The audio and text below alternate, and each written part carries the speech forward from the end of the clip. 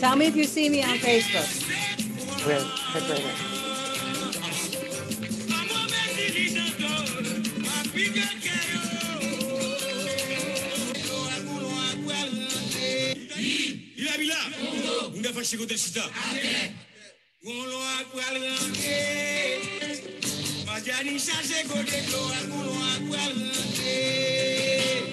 Is it?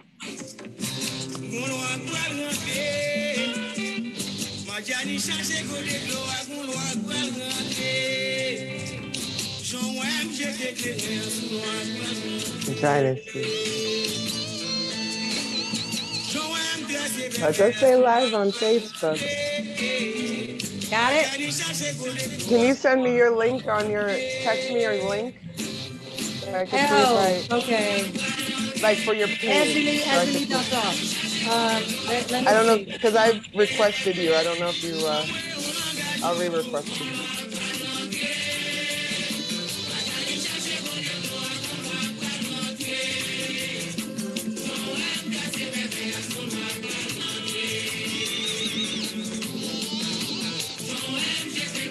What are you, because I can friend you. Yeah, send me. I'm Aries Phoenix.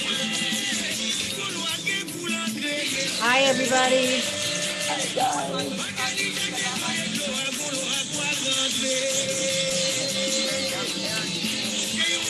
All right, I'm going to do it.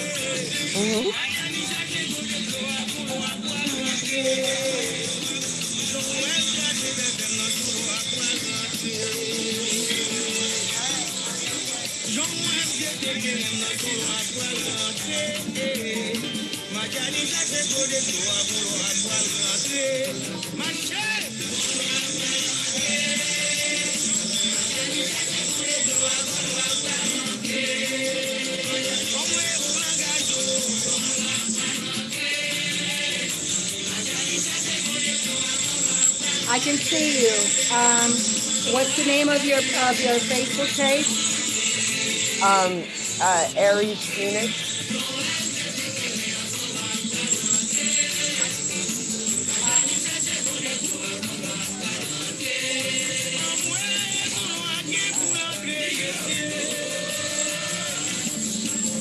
Did you find me? Yeah, I'm looking for it right now. I think I requested you again.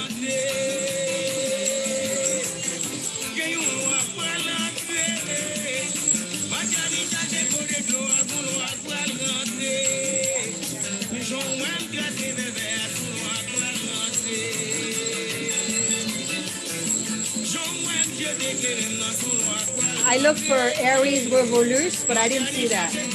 No, Aries Phoenix. What is it? Oh, Aries. Okay. Got up. Stop.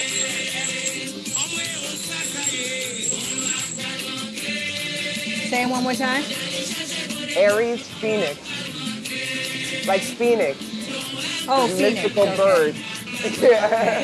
Sorry. It's okay.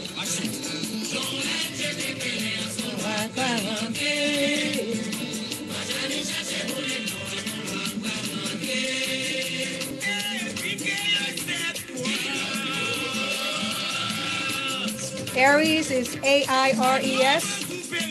A-R-I-E-S. I don't know why it's not coming up. Here, I'll type it in. Is there a chat? I'll type it in the chat.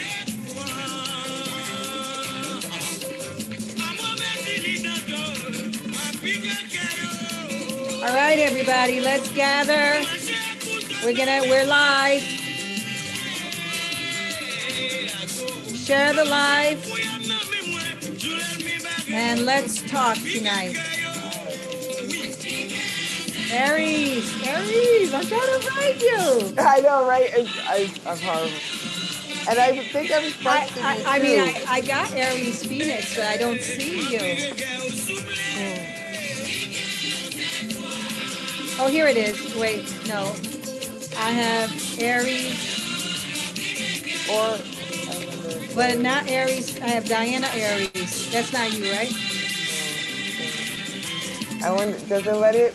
I wonder if they let you search by email. Try to search Aries Phoenix. See what comes up. All right, everybody. That's Just the like email to my account. I don't know if it'll help. if you send me a link on email. Yes. Or I'll even, yes, I'll even Email, do yeah, that. email it to me. That's good. You're right. You're right. I didn't think of that. Copy my link. You prefer email or text? Email?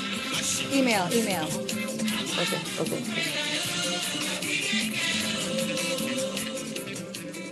Hello, everybody. This is Èzili. Please share this live. I don't hope to be here for long, but we got a few things to talk about. So just share the live. Tout le monde, si captant de moi, partagez live là. Dis que Èzili pour le faire un petit parole avec nous, pour le faire nous parler. Et si nous voulons demander des questions, nous mettez si vous allez dans the comment section, m'a cherché répondre. Nous avons moun avec nous là. C'est Aries Phoenix, qui est un haïtien. Non li n'a pour elle un petit moment. C'était nous là. Share the live, people. Share the live. Share the live, people. This is Aries right here. Miss Diana. Yes, hi. Yes. Aries Phoenix like the bird. Like the bird, yes. Attachez live là. Pour le fond, tu parler tout court. Me souhaiter. So, don't kill me if I have to speak Creole too? No, it's okay. It's okay. I'm going to be introducing you properly in a minute. Okay. I'm just going to see how many people get here as we give them an opportunity to do that. So everybody, please share the live. Share the live. We're here. And we want to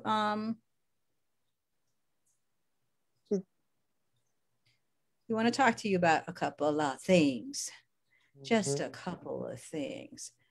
So as soon as I find, so everybody, they tell me free Haiti is trending. I was doing an interview just now with Madame Diana.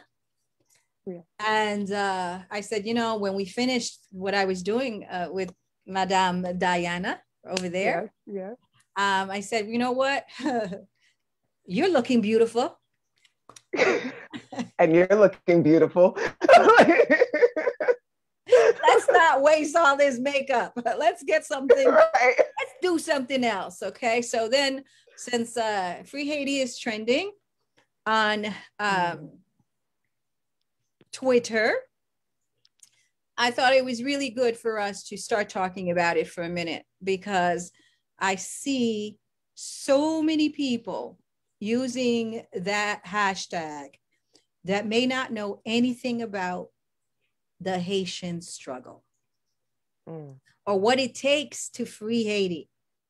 So that's why I'm here. That's why me and my gracious co-host right here, Diana, a new member of the Èzili network and Free Haiti. Yes. Okay, but I want to tell you all, she's my homegirl from back in the day. I knew her dad.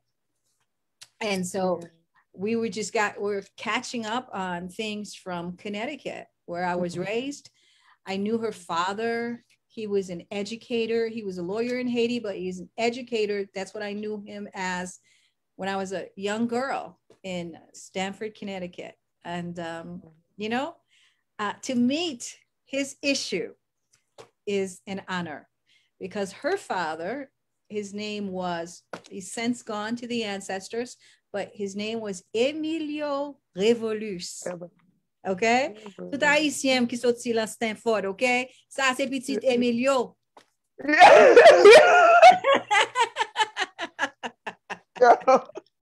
My whole life here, I heard that my whole Emilio, life. okay?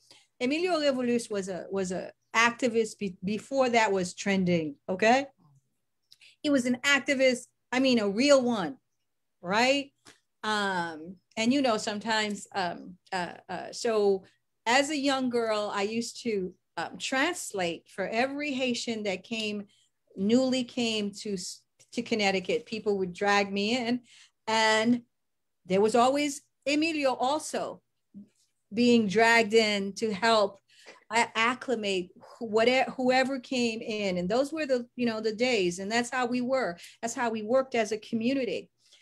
So her father started actually, I knew him from St. John's Church, actually. Yeah. Back in the day, you know, my mom and my father and a group of Haitians, they got together, and, you know, at that time, everybody was Catholic.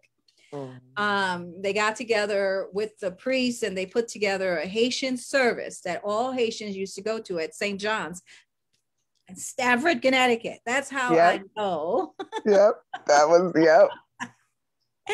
This young lady, and I'm so happy to have her here so we can have a chat. She's going to ask me some questions, you know. I'm just so proud that I knew her dad. I knew some of his work, and now she's following in his footsteps. Yeah. You know, she is vice president of the Haitian American Collaborative. She works with the CEO there, Francis, who created it to put together a united front for Haiti. Yeah. And I know she works within her own community with everyone in need of her wonderful services.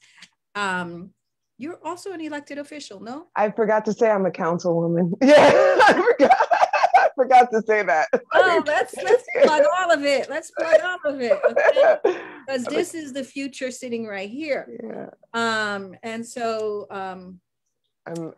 that's who this is. This is the daughter of a Haitian trailblazer in Connecticut, who was I knew him when he was the liaison for the board of directors. I used to be on the board of the Stanford Health Center. Yeah. Back in the day. Wow. Yeah. So that's exactly how you got. Thank you. Thank you. What are we going to talk about tonight? Tell the people. Well, first of all, I think it's amazing that I was watching a screen, admiring you and your wisdom, and to realize that, oh yeah, wait, he knows my dad. It's just like amazing to look at you and watch you. But I also, in knowing, you know, like your plight and your work, I had to be like, okay, maybe it's my dad bringing us back, and we're like, no, we got to get to the fabric of the true work behind what social media is doing with Free Haiti. And I would love to have a conversation with you about it, because I know you like pillared this, you know what I mean? And I was like, well, let me pick the brain of the woman who started this and see how she feels about this right now. How does she look at it? So A, it's an honor to be talking to you, but B, I wanted to pick your brain because, again, you were, just like you said, my dad was an activist when it wasn't cool. So were you. Before it was a trending thing, an entrepreneur, before it was a trending thing. Right. Sacrifice time, energy, before it was a trending thing. How do you feel about the movement of the hashtag Free Haiti? Has it dampened the work of Free Haiti? You know, it's a long road. Ours is a long road. It goes back to 1506. It's a long road. And I think that it's nice to see it's trending, because we've been in the wilderness for 17 years. And I guess if I have anything to say about the fact that Free Haiti is trending right now, it's that let's not make it about the shock of what just happened at Village de Dieu. Let's not make it about the shock of, the situation going on with Haiti in terms of the puppet government whose term ended on February 7th. And all Haitians are saying, we do not want dictatorship. Let's look at it as the trajectory of history and what Haiti really is. Because it is the foundation of Free Haiti is about human rights for Haitians, civil rights for Haitians, economic rights for Haitians, cultural rights for Haitians. And those things are taken away from us. I first started Free Haiti in 2004. Before Twitter existed. Or it was a hashtag. Before it was a hashtag. Okay. Yeah. Before Twitter existed. And what I want to tell, especially the young Haitians, who are looking for elders in the community, people who've been here for this long, okay? Because before Free Haiti movement in 2004, I started in 1994, the Haitian Lawyers Leadership Network. Why? Because when I first, I was born in Haiti, everybody knows that. I was raised in Stamford, Connecticut. That's how I came to know Emilio Revolus, who's a friend of my dad's. And so 17 years with the Free Haiti movement, 27 years with the Haitian Lawyers Leadership Network. And let me tell you what people used to call me and still call me. Radical. Radical. Yeah. Those using Free Haiti hashtag, if you are not about radical change, because we have a radical problem of dictatorship and re-enslavement and imperialism, then please don't use it. It's not for you to get a job, to get money, to raise funds. It's not for that. If I told you that I lived through 2 dictatorships, right? Yeah. Right. When I went back, first time in Haiti, I left Haiti when I was very young. When I went back, I was a young lawyer representing the first democratically elected president of Haiti. That was the first coup d'etat. And Haitians were fighting dictatorship then, right? Yeah.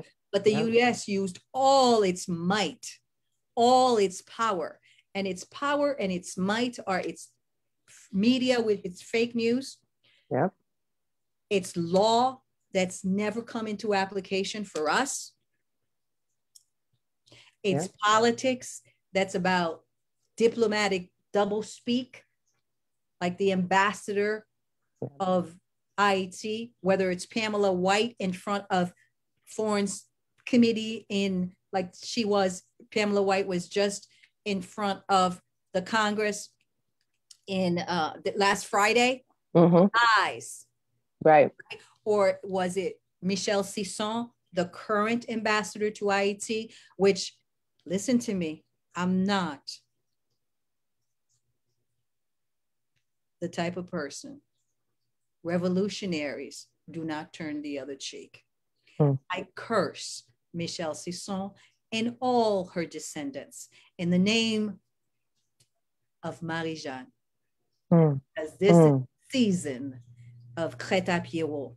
This is the season when you all know your history. You should know it if you've been following Èzili Danto, right? Every year we put out one thing about Cash.App, that battle that was impossible, right?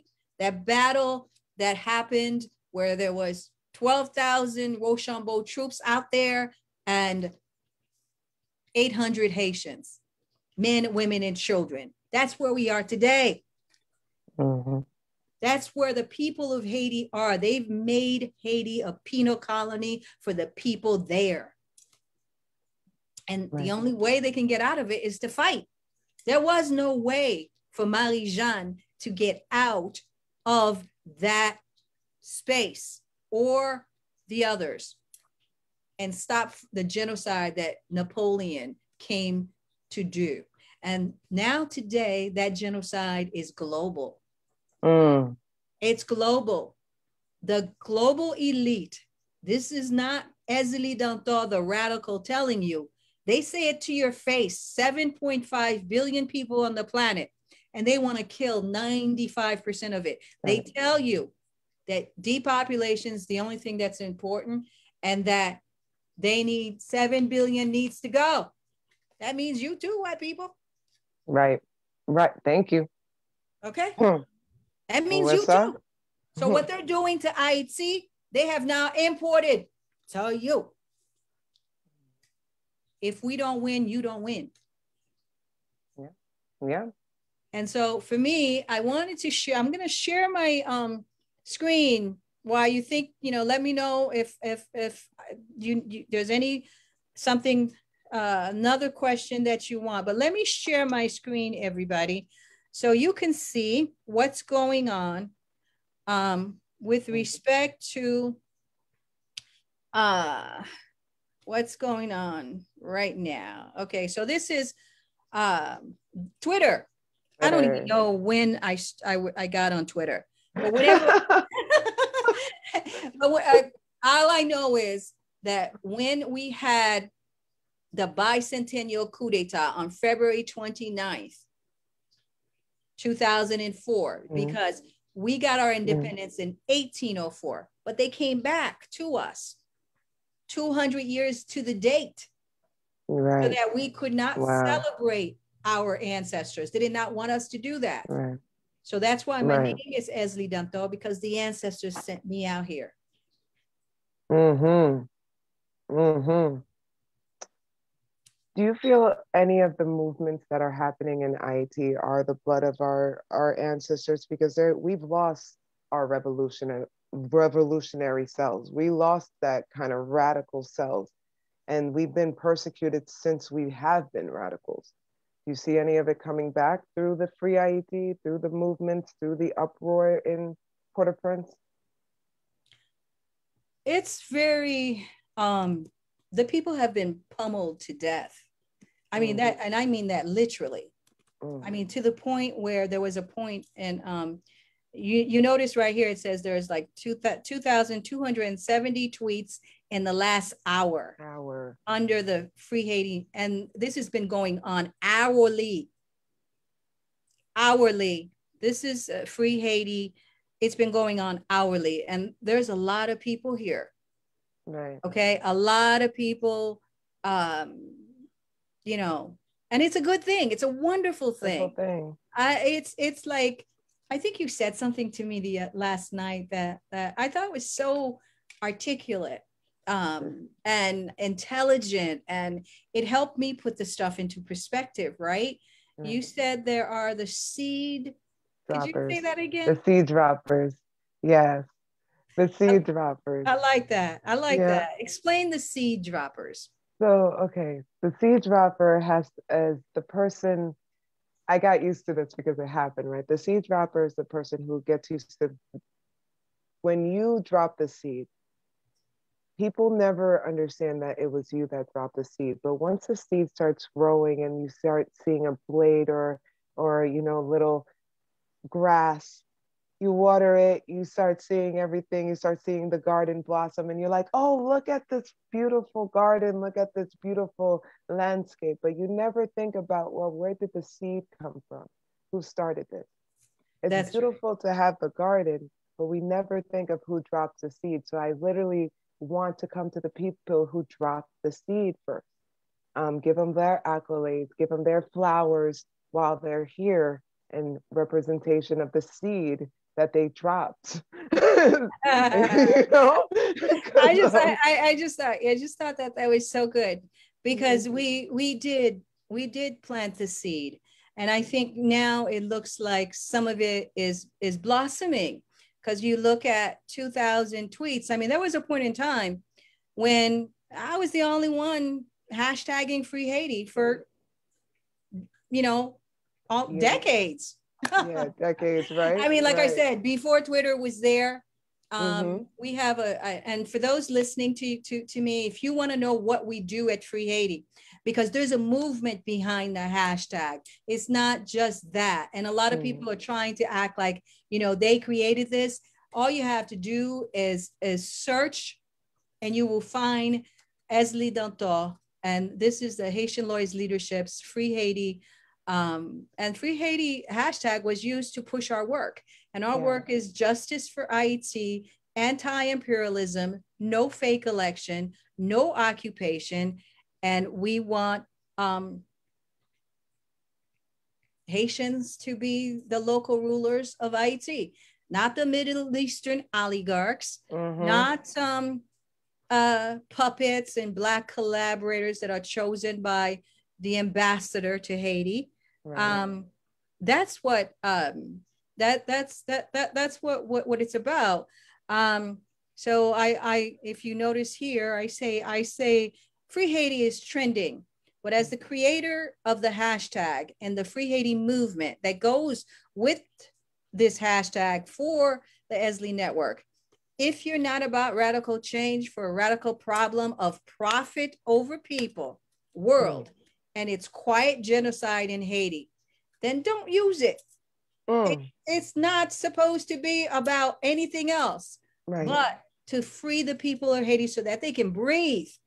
Because the ambassador to America, she's got her knee on our neck and they have had it since there was an embassy in Haiti. The first coup d'etat was the assassination back in the day of Jean-Jacques Dessalines, our founding father.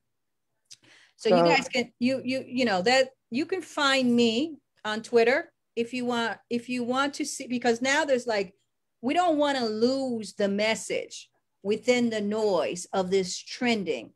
So if you go to my page, okay, it will tell you about the Free Haiti movement.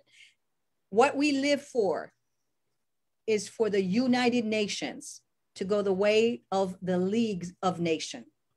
What we live for is for the world to understand how they send the OAS to Haiti to do the bidding of the former enslavers. And that's what they're going to do now. They always send, and they'll send a blackface. They'll put a person in blackface, okay? Because that's what the demon rats do. They use gender and race to maintain their warmongering. They have a different style of warmongering than the Republicans. But imperialism is a bipartisan operation.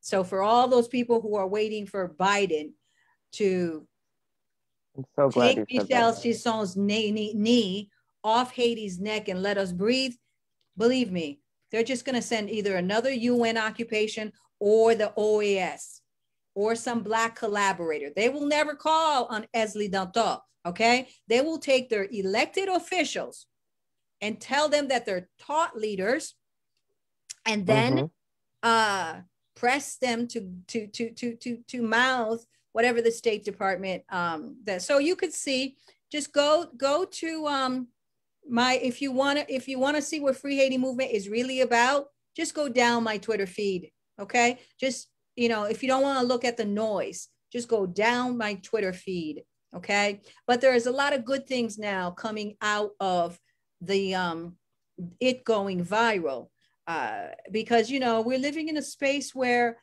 the people that are of value are the people that make money for empire.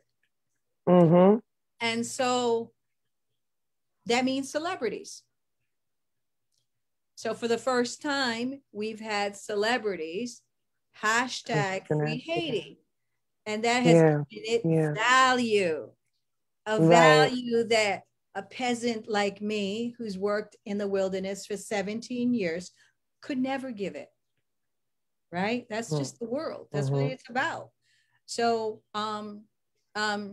you know, we've had, I really like Jimmy Jean-Louis. You know, he's definitely not a clout chaser. He's an excellent actor. And he, I was very proud. There's a lot of people hashtagging Free Haiti, but I was really, really proud to see Jimmy Jean-Louis, because he didn't wait for us to go viral to do it, right? He was already supporting the people in Haiti. I have on my Instagram page, you guys should check it out. There's a video of the actor, the Haitian actor, Haitian American actor. I hate using those terms. The Black actor in the United States, Jimmy Jean-Louis of Haitian heritage, who he did a video like by himself, not caring that Hollywood may not give him a role. He did not caring that it might go viral. He did a video to support the protesters against dictatorship on February 28th. And I have that video on my, so I'm really proud of that, because there's a lot of people who are pushing Free Haiti for different reasons. And the reason why I think it's important for me to talk about this is because when I first saw that it went viral, it was because of an article written by an enemy of Haiti. Her name is Jacqueline Charles, and she is the journalist for Miami Herald. And if you guys want to understand, when I say that if you're not radical, don't even bother with trying to say you want to free Haiti, because that woman is a control opposition person who fronts as a journalist. Yes, she is. She spends the story, right? For whatever State Department narrative that they want, right? So when she did that, and she was reporting on Free Haiti trending, I knew that they were looking to change the narrative, distract people, because there's nothing honest about Jacqueline Charles and her journalism on Haiti. I'll give you a couple of examples. One of the greatest human rights icon of Haiti was Father Jean-Just. Father Jean-Just in 2004 was right in the front lines of the demonstration against colonialism. He fought very hard. A Free Haiti veteran. So many people have died to free Haiti, and Father Jean-Just was one of them. And I remember when he died, I went to his funeral in Miami, and Jacqueline Charles didn't even have the respect to hold her disdain. Wow. I have an article about that. Wow. I have an article about that. I'll give you another example. There was a point in time when Haiti did not have the amount of gangs, real gangs, that it has right now. Right. I mean, real gangs, okay? Right. But Jacqueline Charles, and I won't name the other one, the AP person, at that time in 2004, created a narrative to tell people that Aristide had no support. That was Jacqueline Charles. Right. And the AP one, both Black people. One a Haitian, Jacqueline Charles is not Haitian. But that cost so many lives because the narrative was Aristide did not have support, right? Right. You guys saw, right, the people in the streets, right? What are they saying? Let me share my screen. What are they saying on the streets for February when they came out in February 28th?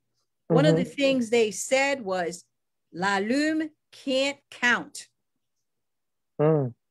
Okay. Who is La Lume? Do you know? La Lume is you win. Gotcha. Okay. And when there was like millions of people on the street, and La Lume said that there was just 3,000. Okay. Right. Okay. They love lying with those numbers. They just lie with the numbers. Okay. Back in the day when Aristide did the bicentennial, the New York Times was saying, oh, it was just a small crowd. This is their narrative. And there was no Jacqueline Charles there or any Miami Herald there to say different. And they had someone on the ground.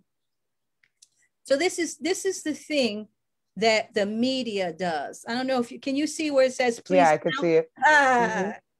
Okay. So the Haitian people, when they went out in the street on February 8th, they're saying to the UN, Ellen La Lume, how to count 1, 2, 3, 4, 5, right? Please repeat after me. Yeah. Okay. Yeah. Well, let me tell you. That's actually pretty funny. That's actually very funny. Okay. That's really funny. Okay. That's what's going on. That's what's going on, right? Because they change the truth. Because they have the power to change the truth. And that's what Miss Spin Master. The media overall, like with everything, like I just disconnect so much because everything's just a spin on lies and extreme liberal whatever. It's just lies. That's right. Whatever. Yeah, and that, so I know that they're preparing a lie. Yeah. You understand? Yeah. Because that's what Jacqueline Charles is about. May I ask you a question too? Especially Absolutely. with the what are they called, like stars, celebrities coming in, and you really talk about free Haiti and the power, the financial power behind it. I'm still trying to wonder where our gold is from the occupation. Could we get that? Like if they help us with that, like if they were serious, that would be radical, right? Like give us our money back. Like you're talking about the celebrities they're like hashtag. I mean, because everyone just doesn't seem to realize how much America truly has their needs on our neck, and have always ever since the occupation. So if you're going to really help and you want to be radical, you want to really free IET, can we get our money? Right. You're talking about the Independence Day. You're talking about all of them, just the plunder that America is plundering IET like, gold right this moment. Yeah. They're trying to. Yeah, like can we talk about that? Like, yeah, you know, it does. It's exactly what you're talking. It's true. But I think, you know, I had. You know, for them, it's symbolic, right? This hashtag is a symbolic thing. All right. And we're not expecting everybody to be revolutionaries. Yeah, right.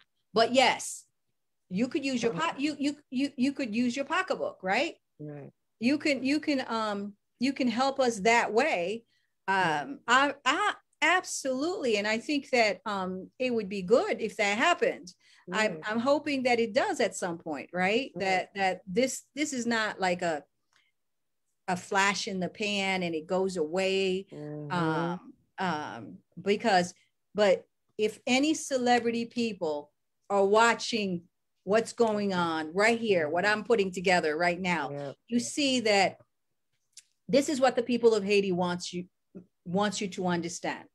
That the UN is not about what the UN charter says it's about. That the UN is about creating a false narrative to maintain colonialism for the 1% and their billionaire oligarchs that are the Middle Eastern families of Bijou and Merv and Haiti. That's what Mrs. La Lume is about. That's why the people, when they come out and there's like millions of them on the streets, and then she bold-faced lies. They write these things. Mrs. La Lume does not know how to count. Okay? Love it. And I am telling you, Jacqueline Charles does not know how to report anything except negativity and destruction for Haiti, because that's what she's being paid for at the Miami Herald. Okay. So it's really, really important when I see Jacqueline Charles. Okay, wait, let me give you another person that I see tweeting. I didn't see it, but someone told me. And I'm going to apologize in advance if it's not true, but someone told me that Martin Boot tweeted Free Haiti. Martin Boot is the employee for Digicel who owns the monopoly of the telephones in Haiti. That's like, see, that's what I mean. Though, which will end up. So what happened? He fell out with, you know, like another criminal, another corrupt person, perhaps like fell out with Jovenel Moïse, the current puppet dictator in Haiti that's being held up only by the core group of Western ambassadors, right? There's 9 of them. If you guys can just go to EziliD.com or just Google Core Group Butchers of Haiti. I wrote that years ago. Core Group Butchers of Haiti. They're the ones holding up Haiti, right? I mean, excuse me, they're the ones holding up dictatorship and poverty in Haiti, right? So when I saw Martin Boot, well, I didn't see it. I was told. That was like such a travesty to me. When I tell you people like, you know, Father Jean Just died, you know, people like Jean Restil, a Free Haiti movement, and Èzili Dantor person, you know, died. Never seeing Haiti free, right? And you know, for the diaspora, right? My parent, your parent, I know that my mother and my father, they always said, you know, when they retired, they wanted to retire in Haiti, but they never got that opportunity. My dad too. Never got that. That is a pain that we all carry, right? So what the United States is doing hurts us to our core, not just the local Haitians, but us who live in the diaspora, to watch our parents fight Duvalier, get out to give their children an education so that they can grow and do what I'm doing right now, being the best that you can be. What you're doing right now, Aries, you know, following in the footstep of your dad. That's who and what we are, right? But when the United States decides, because this is the current situation, right?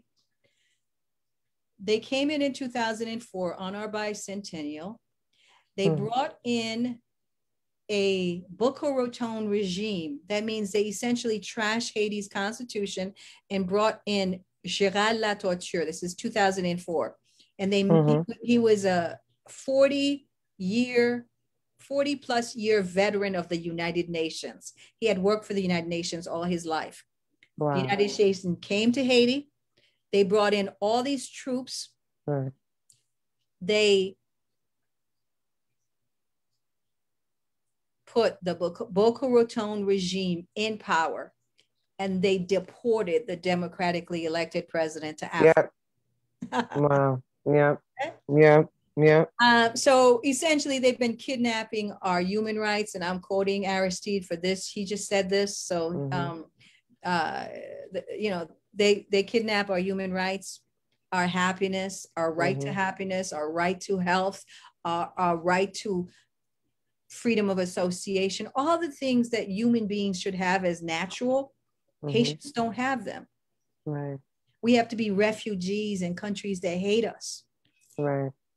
Okay. I mean, I salute and I say honor and respect to all the Haitians after the earthquake in 2010 who didn't have anywhere to go, and he went to Chile, Brazil, and all those places that are treating them like dogs right now. But we're happy to take their little tiny money for visas. So that's kind of the trajectory, right? Go ahead. I have two things. One is a question that I brought up before, but another thing is when my father passed. It's actually funny you said that because I refuse to bury him here because I want to bring his ashes to Haiti because I know that our family. I rather him never. How can I say this? I didn't want him left here. I want him to always be. I want us to always return back to him. And our lands would be where we would return back, but we will leave him in Stanford one day, or we would leave him here. You know what I mean? So I'm glad you said that. But my question truly, do you think that Cuba and Haiti should connect again, or should connect, period?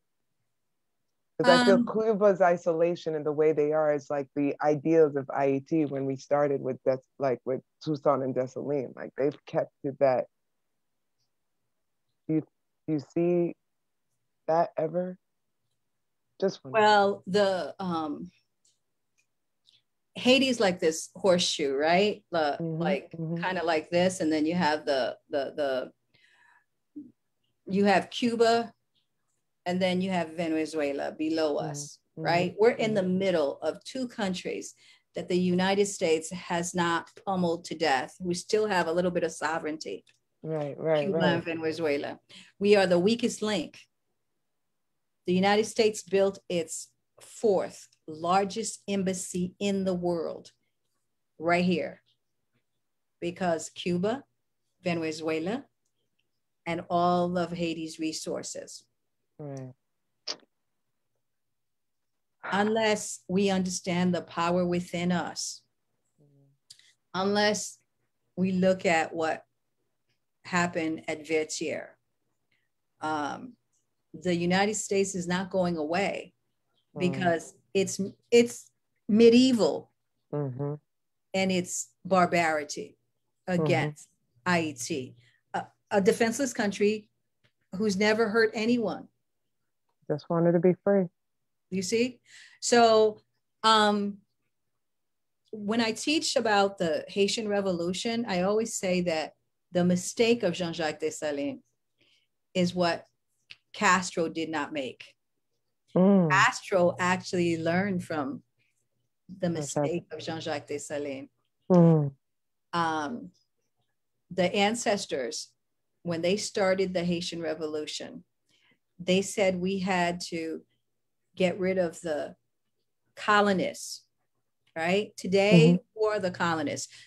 In that time, it was all of the French Western nations who had committed genocide with the indigenous folks,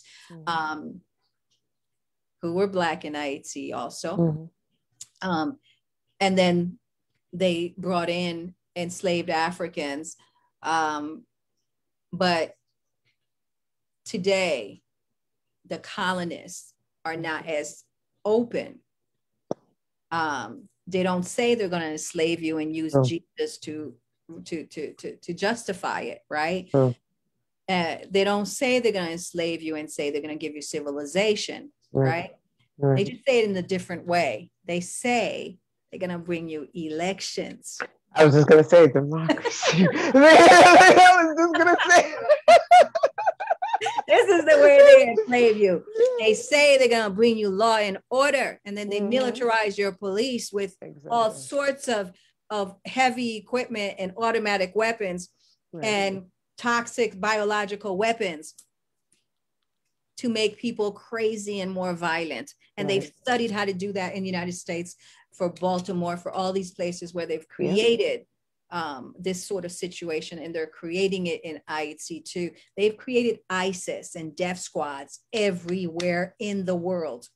They step back and they put on their suits and they put on their dresses if they're Philippine ancestor. What's her name? Michelle Sisson parents are from the Philippines. They use people of color. Always. Okay, to maintain their enslavement. So they'll put a black face on white supremacy, as they did with Obama. So in Haiti, just preach. Okay, let me stop. What did you say? I said, preach. So, but that you know, that's what they do, you know, and actually they don't change their modus operandi. So what is wrong with us? The European doesn't change his modus operandi.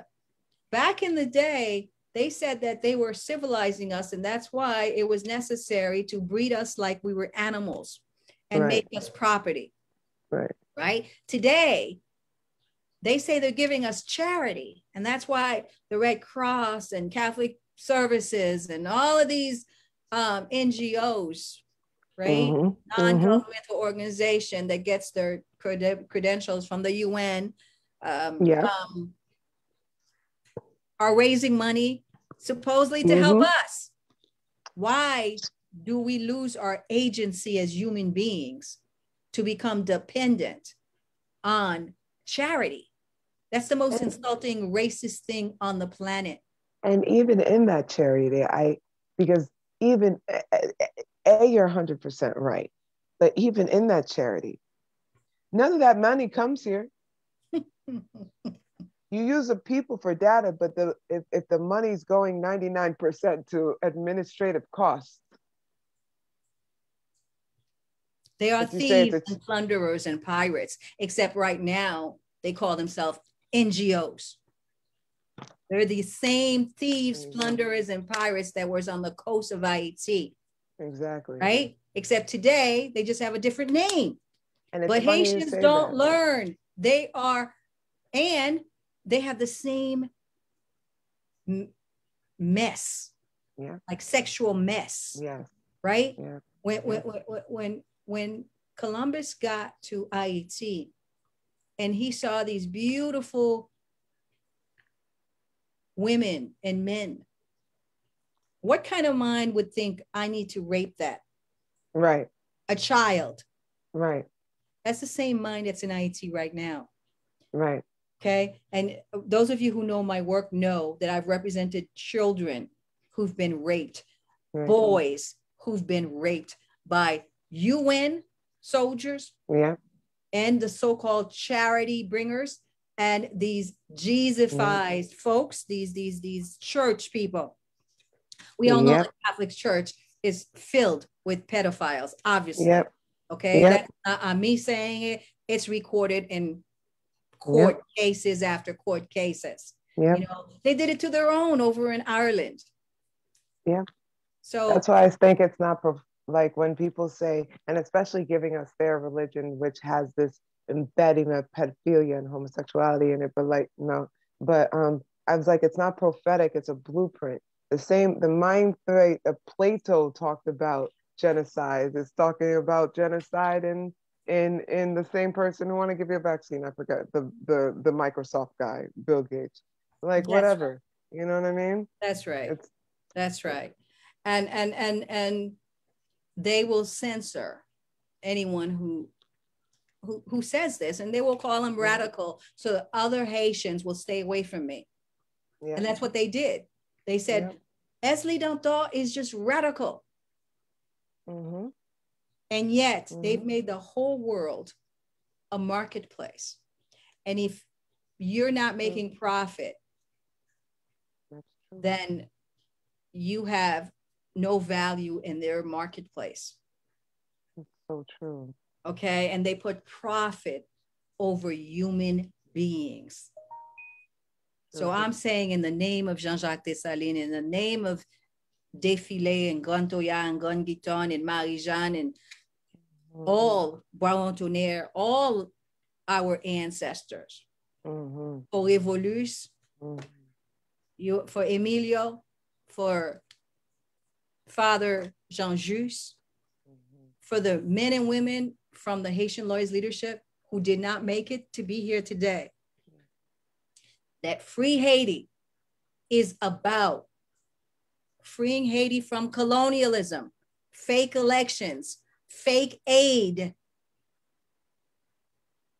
fake Jacqueline Charles, New York Times news. It's about freeing the people so that We say yes to a local Haitian economy. We say yes to Haitian sovereignty. Yes. We say no to an export economy where you export all the steel in Haiti. Like that's what billionaire Bijou does. Haitians don't even know they have steel. Right. Right. I tell people, I'm like, listen, Wakanda's you. That's your story. You know? Avatar, that's your story. You even had that metals that they said, oh, we only could find this in outer space. That's in Haiti. That's right. Yeah. Where does it go? Vibranium? Yeah. Yeah. I have a piece out there called the Black Perspective on Avatar. And I have a review of what's the other one you just mentioned? Black Panther. Yeah. Black Panther. Wakanda. I said Wakanda. I said the wrong one, but whatever. You know what I meant. Okay, but to the extent you know you're talking about the riches, like for instance, they use I think it was vibranium or something like that, an Avatar, right? They wanted what was in that tree. Yeah. And then they sent the missionary that to sort of silence the people and make them meek, and tell them they're going to give them an education like they did to us in Haiti. But the education given to like Louis Gonzague people, a lot of those men have been sodomized since they were kids. And it's generation after generation. So their parents got it, and their parents before them got it. And that brings this Stockholm syndrome. Yeah. Where you get somebody like Michel Martelly. Right? They hate being Haitian. He used to say he would identify as Italian, but yet Hillary Clinton put him as president of Haiti. and they're getting ready to do it again if we don't free Haiti. And you know what's crazy too? The listening to 1804 and hearing the fact that, like, Toussaint, one of his demise is wanting to be accepted by the French. You know what I mean? And I think that's one of our greatest demises now because of that religion, that forgetting of who we are, and this wanting of acceptance and colonizing ourselves now, like to their, like, we need to free our minds to free Haiti. You know what I mean? Half of us need to free our brains and then get back to being Haitian the way we need to be, That's right. But that's the thing, right? I was talking before when you mentioned Cuba, and you asked me if there was a way of having a relationship with Cuba. We do. Yeah. Cuba has sent like doctors to Haiti. Right. And so there was a point in time when that was really good. It's no longer good. And I'll explain why. But I also mentioned that Castro learned from the mistake of Dessalines. During the Haitian Revolution, the leaders, right? And that was from every level, lateral, everybody. There was Gaumont, there was a lot of, so it was just not just the names that we know, but they knew. And at Bois Caïman, when they had that ceremony, they said we had to get rid of the colonists, the Black collaborators, and all of their evil forces. I just like I say, like one day somebody telling me that the Bois Caïman call has gone viral. Yeah. My chair. Yeah. That's so cool. Funny. That's so funny. Like today with Free Haiti, because I say it almost every time I do an interview, right? Right. That call, Castro learned from that, right? So what Dessalines did that was wrong was that Bois-Tonnerre, who was a mulatto at that time, was his secretary. And Bois-Tonnerre said to him not to trust the mulattoes who came in the ship with Leclerc, the Napoleon's brother-in-law, who came to re-enslave Haitians. So Pétion and Boyer, the first two presidents of Haiti, were mulattoes who came to re-enslave us on behalf of the Western enslavers. Because they believed they had enough white blood in them mixed to be accepted, and their fathers would give them land. So when Castro studied Haitian history, he did not leave in Cuba the elites. Because if he had left the elites in Cuba, like Boyer and Pétion, his revolution would not be going on right now. Gotcha. Okay, he let them all go to Miami, and they ended up in Miami. They're the Republicans in Miami. Yeah, I mean, gotcha. I understand that now. I could get it now, and that makes. And you know, it's crazy too that like something that's historical like that. And I always say there you can't serve two masters. You understand? So there's a really weird blood being of mixed blood. So if you think of like you think of something like that and then think of a Barack. I'm not gonna go that deep, we lied, but I'm just saying. And then you have Biden. I mean, his goes even deeper, okay? His mother. That's what I said. We don't even have to jump, but it's just the it goes optics. deeper. I'm just gonna stay with the optics of the that's mulatto not president. all. That's not all. No, not all. People, no. Because Bois Tonnerre, who actually helped. Or Marie-Jean was too. You know what I mean? That's so right. not all. I'm not saying all. No. Yeah, exactly. But a mindset. They had a mindset, right? And they use people who have that mindset. And so what Boyer and Pétion did, they were almost there for 50 years. That's half a decade. Destroyed the revolution and created a narrative that was totally different than what Dessalines had put together. Dessalines was about crête-à-pied, live free or die. Right. And they understood that death wasn't your final space. Right. That you would just go back to the ancestors. Right. And that's why they didn't fear death. Okay. And so it wasn't like the European tell you that, you know, there's a transformation, right? So they were ready to go back to the ancestors. Yeah. Before they would be enslaved. Right?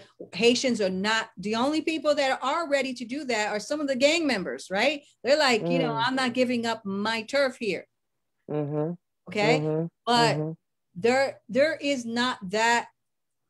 This is what Free Haiti and the men and women who are in Free Haiti are about.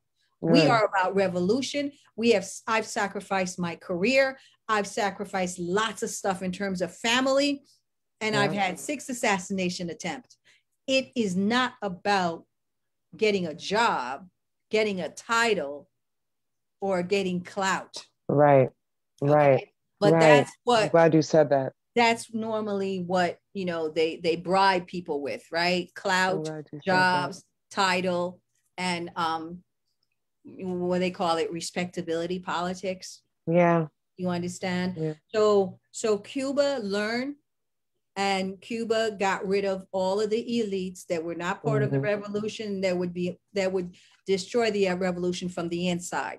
Haiti's mistake was Dessalines left the diaspora that came in with Leclerc to re-enslave the Black masses. And I'm saying this so that the diaspora can hear me now. Because there's a whole bunch of them that ran down to Haiti just recently to make sure that Mr. Jovenel Moïse stays in office for their bosses. So just like Pétion and Boyer, there's those diaspora that are trained and educated in France, in the United States, in Canada, They are given titles at the UN, like Gérald Latortue, who worked there for 40 years. They think they know better than the peasant people, and they think they have the right to become president without paying any dues. Right. And that's what it's all about for them. You know, they're all lining up for the next election. You understand? And I'm here to say that's not free Haiti. Jacqueline Charles, that's not free Haiti. Free Haiti is by getting rid of your bosses. The WikiLeaks shows letters going between Jacqueline Charles and Mrs. Clinton's assistants talking about when they put, like, telling, she hates Aristide, and she would write those things. I mean, she's supposed to be a journalist, right? And anyone, I represented Aristide. I represented what they call, the dirty masses, which is, lavalas. I represented Haitians who are fighting without any assistance or help. And today, Free Haiti represents those people on the streets that you see here with the right? But we have to be very careful about this diaspora, because let me be specific about certain things. So I did talk about the Cuba. You understand that, right? And then how the diaspora is used and how they use their education, their clown, which is why I'm going to say Jimmy Jones Louis' name again, because he's a good one. He's a man of character, and we need more men of character who will make sacrifices, because when you fight slavery, you can't. Sometimes you have to give up everything. Toussaint Louverture, Christophe had built these wonderful edifices during the time of the Haitian Revolution. But when they saw that army coming in, they didn't say, let me protect my title. Let me protect my property. They said, if you want freedom, burn it all down and go to the mountains. Down. So those who don't know what free Haiti is, but they want to hold their titles and they want to make Biden feel good about his imperialism, or they want La Lume to feel good about the murders that she is supporting when she supports Jovenel Moïse, the murders of people at La Saline, the murders of people at Cité de Dieu. That's what they're supporting, right? So that's not what we're supporting. We're supporting so that the assets, Haiti's a rich country. Right on the waters of Haiti, there's hundreds of billions of dollars in oil.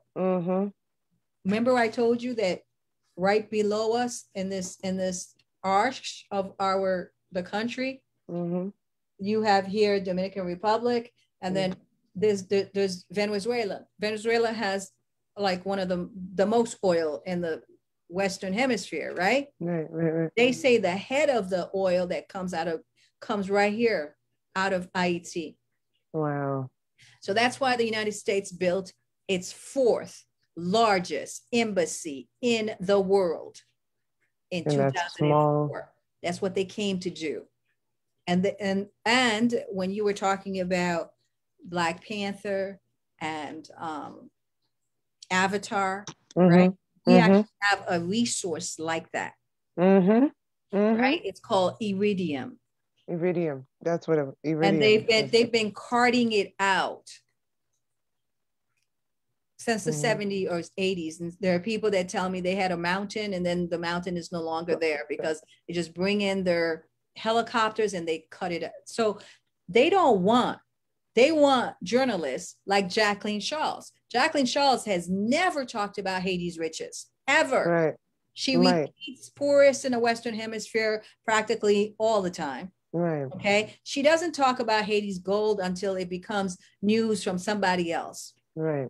She doesn't talk about Haiti's copper, billions in copper. She doesn't talk about the fact that Bijou is the billionaire of the Caribbean. Never talks about those men, right? They're like invisible to the Jacqueline Charles type of journalists. Okay, Gilbert Bijou is the representative of Israel, and Haitians gave these Sephardic Jews asylum some 100 years ago. But just like, let's say, Haiti is where Jamaica was maybe in the 70s, right? The last revolutionary of Jamaica was Michael Manley. The United States nearly killed that man. So they had to get rid of him. And today they created a system where their Lebanese and Syrian middlemen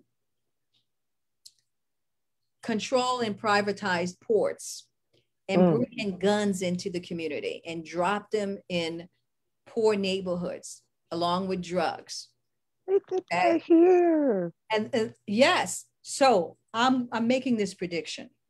If we don't free Haiti, Haiti will become just like the Bahamas, just like Dominican Republic, just like Jamaica. You see how normalized their violence is? They don't even know they're enslaved. Right. They're so normalized, people go there for tourism.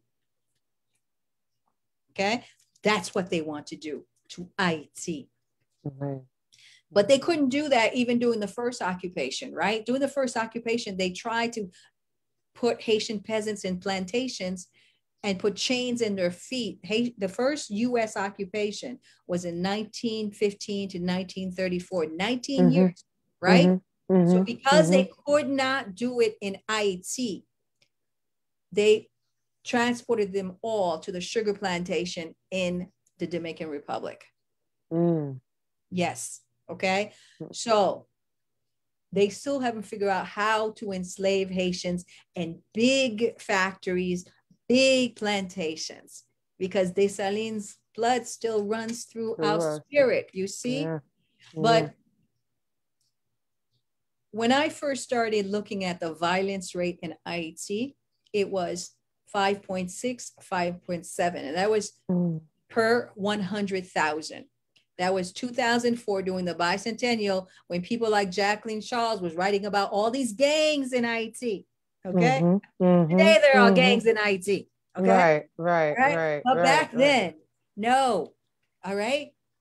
Back then, there was U.S. created rebels led by Guy Philippe. She didn't call them gangs, though. They were liberators because they were working for empire. You see?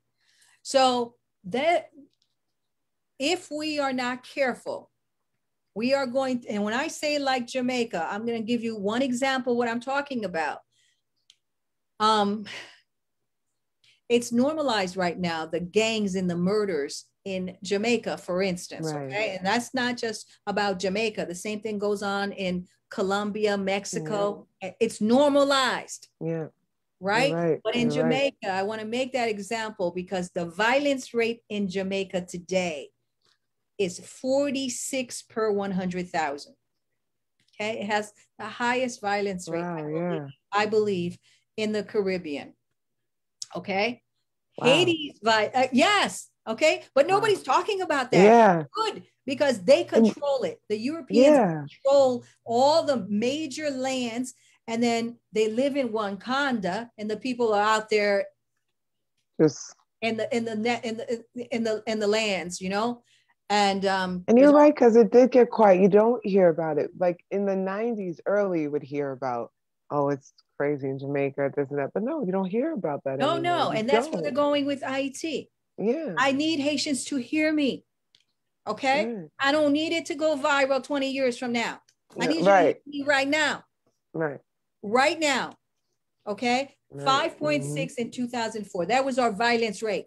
Okay. And I had studied before I got to Haiti. I said, if these white people stay here, our violence rate would double in 10 years. Right. In 10 years, it was 10. Today in 2021, if you Google the homicide rate in Haiti, it's 13 for 100,000. Wow, it's almost right there. Okay. And if we don't watch it and we let the white women like Michelle Sisson, remember, white women act like they were not slaves. I mean, slave owners. Slave owners. Thank you. It's okay. But 40% of the slave owners in the South in America were white women. Okay. Right. This woman is an enslaver. Okay. But most of the diplomats in America keep slavery going in Africa and the rest of the nations because America has a policy called manifest destiny and the Monroe Doctrine. And it says that the Caribbean is just their backyard. And they can manifest destiny or pre-predictive programming. Okay. But Haitians are sitting around and these Haitian intellectuals, they're like, oh, we're free. We're going to have free elections and I'm going to run. And I say, this is Free Haiti's principle. Any election run while you're under occupation or colonization is not legitimate. Yeah, no. That's our law. That's our rule. We say it over and over again. So if Michelle Sisson is going to come up and she's going to say, and Mrs. Jacqueline Charles and whoever's at the New York Times, they're going to write down that the only way to get rid of Jovenel Moïse is elections. What does that mean? That they're just going to put somebody else to run an election. Yeah. They want to run the election so that they can have the same type of thing back in. And you just also, I've looked at this before just in this way, but you put even a bigger like flashing lights to it for me, the feminist movement. Yes. Like, you know what I mean? Again, the white woman coming in and just destroying like what was supposed to be a movement that we were together. But you just saying that just reminds me of the feminist movement. And every time we're doing a push, that movement, like, it's like, oh, but they'll listen, every time Black people try to get liberation, they'll put a white woman to turn the Black man's head around like 360 degrees. And then even sometimes they put that white woman to come in. Like I have a piece out there called "The Barbarians at the Gate." We were just talking about she's this white woman named Eva Perled. She was a former lieutenant or something like that in the Israeli army, right? Mateli gave her and her group a contract to supervise the borders of Haiti, land, air, and sea. And this is a Jewish woman. So, and Haitians want to tell you they're free. You even really realize too, because we were talking, there's a group that we were talking about how to secure Haiti. And they were trying to find talking about lobbyists for Haiti. So I go research who's been the last couple lobbyists for Haiti, and like all of them are white people. And before I came along, the only person that talked about democracy for white people were the white liberals. Right. Right. Paul Farmer, the saint of Haiti, the guy that destroyed us with cholera, who said that, the source of the cholera doesn't matter. Right. And when I, as a lawyer, said we have to go into court and quarantine the Nepalese soldiers who were the carriers of that virus, They said to me, no, quarantine does, no, the source doesn't matter. Today, Paul Farmer and his crew are the biggest contact tracing for COVID, but they would not contact trace the Nepalese and quarantine them. But now they're they have making it a big business to follow you around on your phone, to follow you around everywhere, and tell you if you've been exposed to COVID. I mean, millions of dollars. But when we asked them to trace the contact that brought this to Haiti, Paul Farmer with Bill Clinton under Black President Obama allowed 10 to 30,000 Haitians to die because they said, we did not need to social distance. We did not need to quarantine. We did not need to do that. There was no social distancing in terms of cholera, but we did not need to quarantine if the carriers of this disease. And when I tried to go to court with it, they used the white liberals to destroy my efforts because I could not raise the type of monies that they raised. Right. I was trying to do a class action lawsuit. When I went to the Cubans who were in Mirbalais, where the cholera started, it was difficult for me to get the medical reports. Like if you go to court, you need to show, here's a sample of how many people died of cholera. I needed those medical reports, right? I had to pay for those medical reports. Paul Farmer and Brian Conconin, who are former employees of the United Nations, United Nations who brought in the cholera, they could get 5,000 medical reports just like that. But we Haitians had to pay for it. So it was very difficult. And the whole idea that I had that the UN had no immunity for specific performance for like quarantine some things. Like you say there's a contagious disease here, just like they're saying now with COVID, right? A contagious disease. And if this person is allowed into this person is obviously the one that brought it in. If they're allowed into the population without quarantining, let's say for 14 days, then they will spread it. And we need to specific. They refused to just do that. They waited to try to get Paul Farmer to help them with the UN, and they had a conflict of interest. The white liberals always have a conflict of interest, right? Because for them, they can never cease our slavery. When I was doing Free Haiti, you know what the white liberals are asking me? It's like, what are you freeing Haiti from?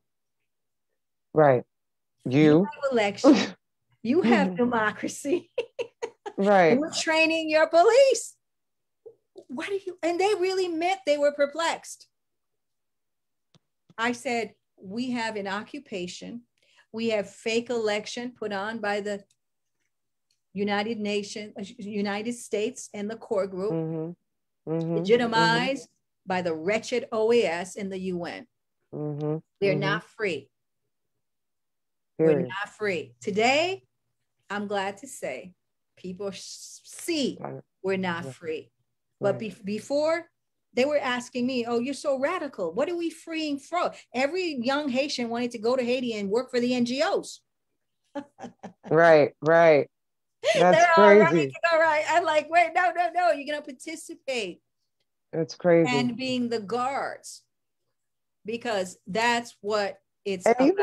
Even with because for example, too, even with this disease, I was so annoyed with this situation because we forget about even our sciences and the things that we come from, the things that Macandal knows, whatever. You know what? I was like, does everybody remember Associ? Go take some nasty Associ. You'll be good. Like, take some Associ. You'll be good. Like, Exactly. And that was, that's a wonderful thing that happened. A lot of the wonderful thing. Exactly. Associ. I got somewhere here. Yep, me too. I got over that thing in 48 hours with Associ. Nice. Okay. Nice. It was this. Yeah. And I know it's good. I couldn't taste it the first time anyway. I like it actually. I know I got no, you. You know what I realized though, because now it's not that when you get used to it, it's not as pungent. I don't mind it at all now. In the beginning, when I first, well before this too, I started drinking it well before this, but now it's not as strong to me because I'm used to it. Right. So I don't mind it at all. But when I tell people to start it, I'm like, listen, it's pungent. Just yeah, but oh my goodness. Okay, everybody. I think we've doing a lot. So I think I have on the screen the Free Haiti movement. We have the Free Haiti movement runs 6 teach-in per year. And we start with August 18th, Haiti history, and we talk about the lessons of Haiti history. I mean, we have tons of stuff out here. You can go to my YouTube channel, but if you want to join the Free Haiti movement on Facebook, you can go there. I think there's about 14,000 people there. And, please post things that are relevant, right? That are relevant about what we're trying to do right now. I really don't need you to be posting about, I don't know, some hoochie mama stuff. Okay, or some bleaching cream that you want to sell. Because if I happen to be there, because we have a lot of moderators, it's not going to get through. Okay, because we're really serious about freeing Haiti. And you could, no matter who you are, what nation, what race, or whatever you are. Dr. King said, injustice anywhere, affects people everywhere. I'm paraphrasing. Yeah. But so when Haiti actually gets rid of profit over people, because what we're trying to do, we know it's huge. It's like humongous. And also, it's not going to be everybody that's going to go the distance. Some people can only go like a little bit. When that happens with me and the person can't go anymore, I say, I'll meet you at the next intersection. Or when they go say, moi joindre l'autre carrefour. M'oubliez pas les créoles. Est-ce qu'il y a haïtien là? Bon, moi-même tout. Listen, you did it for me. Thank you. Vamos aller, bon, ouais. M'pa ouais, en haïtien. So I'm good. I don't see. Well, at least I do know I have the right page. So hopefully when I do get you, because I did request did you send me? I guess I didn't check it. It's okay. When you do it, I'll share it afterwards. Yeah, but I don't even see it on my page. I wonder where it is. Did you see it? Well, this is what we're doing right now. Oh, well, I'm pointing screen like you could see me, but right there is what we're doing right now, right? The video. Oh, okay. Right, it is there. Here. Oh, okay. So, yeah. I was like, where is it? Where is it? It's so interesting. It's like nobody, there's I didn't see any comments or anything. Okay, good. All right then. Well, it's been, but it's been shared too. Okay. All right. Okay. So just love me and accept me. But I'm going to do that. I will. Let me share this. So can I ask, if anything, can I ask you absolutely. a closing question then? Yep. Especially for people like me who are now up and coming and who are just as passionate and hopefully as radical. What do you think is our first steps in getting Haiti free? Like, what do we need to concentrate more on? Some people think security. I just said money. I'm personally, things like, for example, what's it called? Black Lives Matter, for example. As much money as they have made, it's really only gone to liberals. Like, what is our things that we should, as radicals, would you think for us to do? Not to tell our blueprint, but what do you think if we're all listening to you right now? What would you tell your children? Mama looking at you, what do we need to do?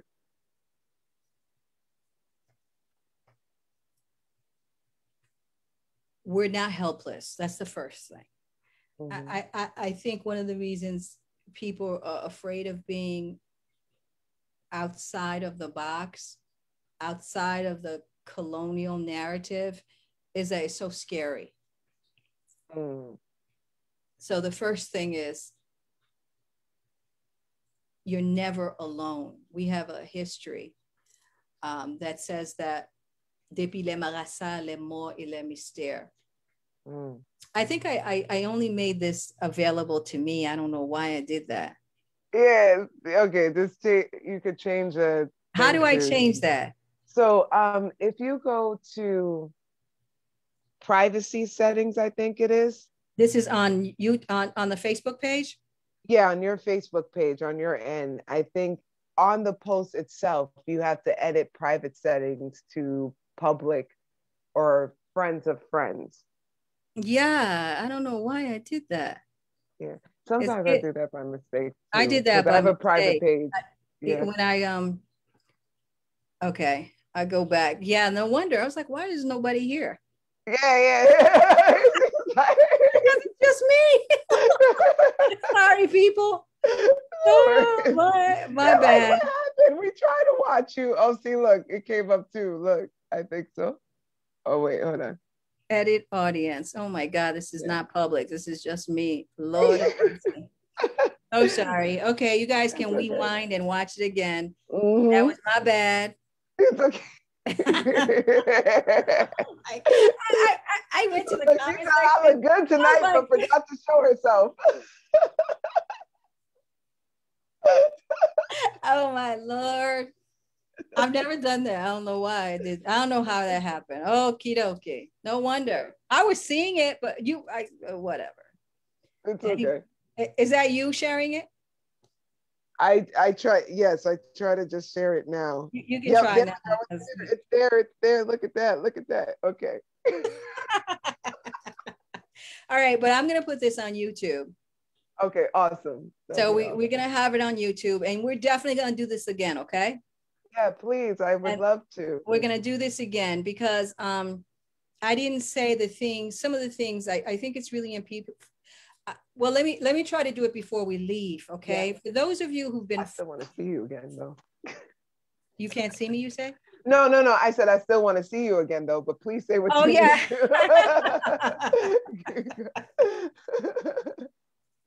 No. We're going to do this again, definitely.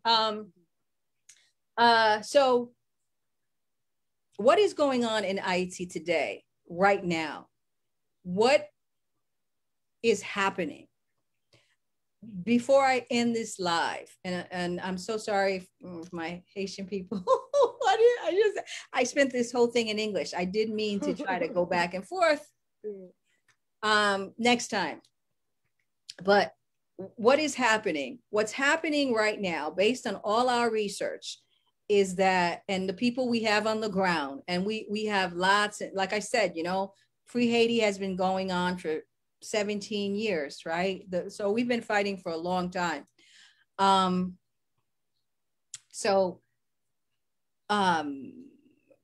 not surprised that it's trending right now, but I want to tell people what is going on, really what is going on. So, and what is the future look like?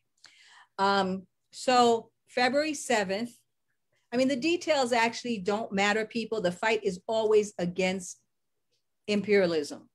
And it's always to have your resources and not have the pirates take them, and then change the narrative so that you think you're poor. Because when they say you're poor and they beat you with it, and they say you have gangs and they beat you with it, then you actually want to just run away from everything. Okay, Haitians, if we're gonna fight, we need to stand our ground. We have to return to our lacus and grow our own food and manufacture and produce something. But what is happening is that on February 7th, 2021, Jovenel Moise's term ended.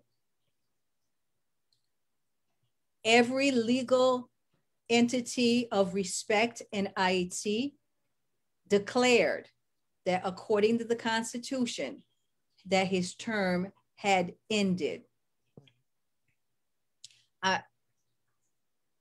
However, the core group, which is made up of 9 ambassadors from Western countries, and then they have Brazil in there. Brazil, as you all know, has the largest economy in the South America, and it has the largest number of Black people outside of Africa. Mm-hmm. So in order for the United States to not be a bunch of Western white nations ruling Haiti, they bring in Brazil.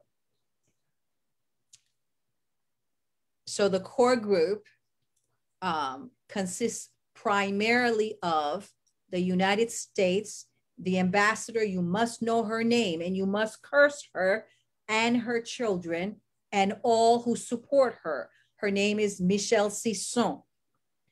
The other white woman who has her dirty shoes on the neck of Haitians, her name is Ellen Lalume, and she's at the UN, United Nations. And then you have a bunch of them at the OAS, the Organization of American States, right? Because we are in the Americas, okay? Mm-hmm. And then you have the European Union. I don't have to define the European Union for you. And then you have, these are the core group members, right? These are those, okay, who have got together as one fist against tiny, defenseless Haiti. You have France, Germany, Canada, and Spain. They call themselves the core group. They are legal bandits, given the right by themselves to decide who rules Haiti.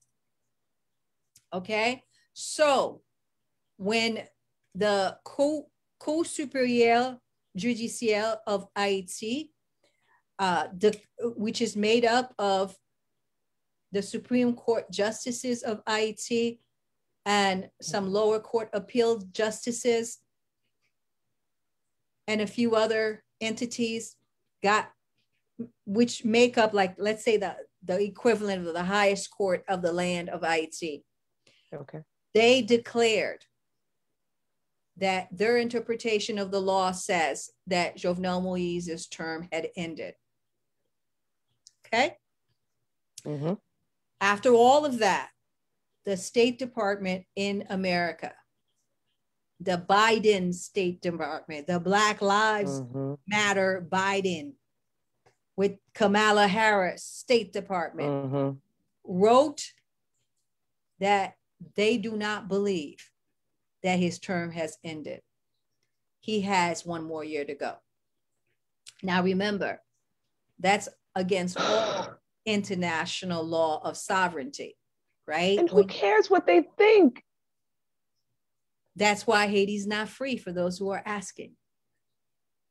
That's why today it's so glaring that Haiti has to be free, and Free Haiti hashtag is trending because all the major intellectuals of Haiti and the equivalent of the Supreme Court of Haiti and the Haitian Constitution says that he doesn't have, he should not be at the National Palace.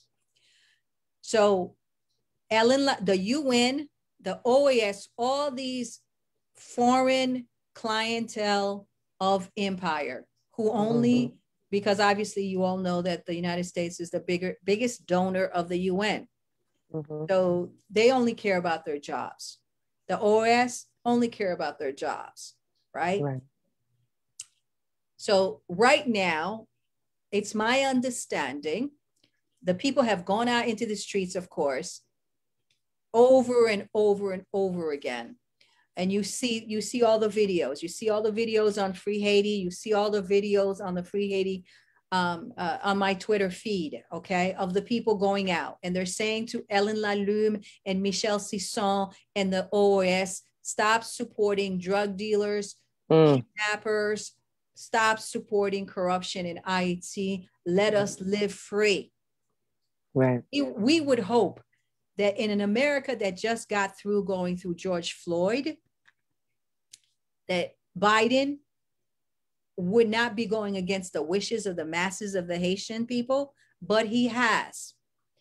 And I have seen that he has brought in the Haitian American elected officials to private meetings on Zoom, where they have essentially said they're not into a provisional government.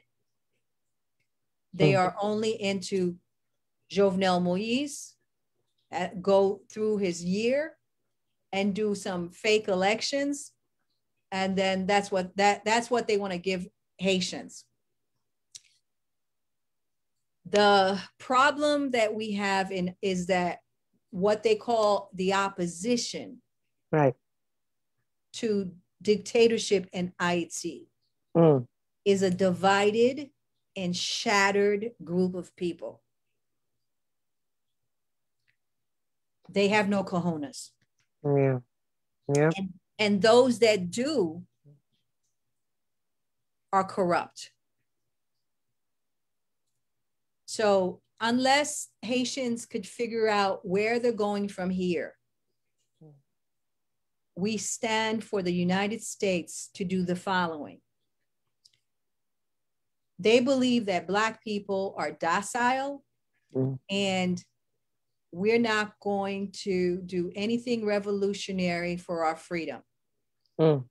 And they've been right so far.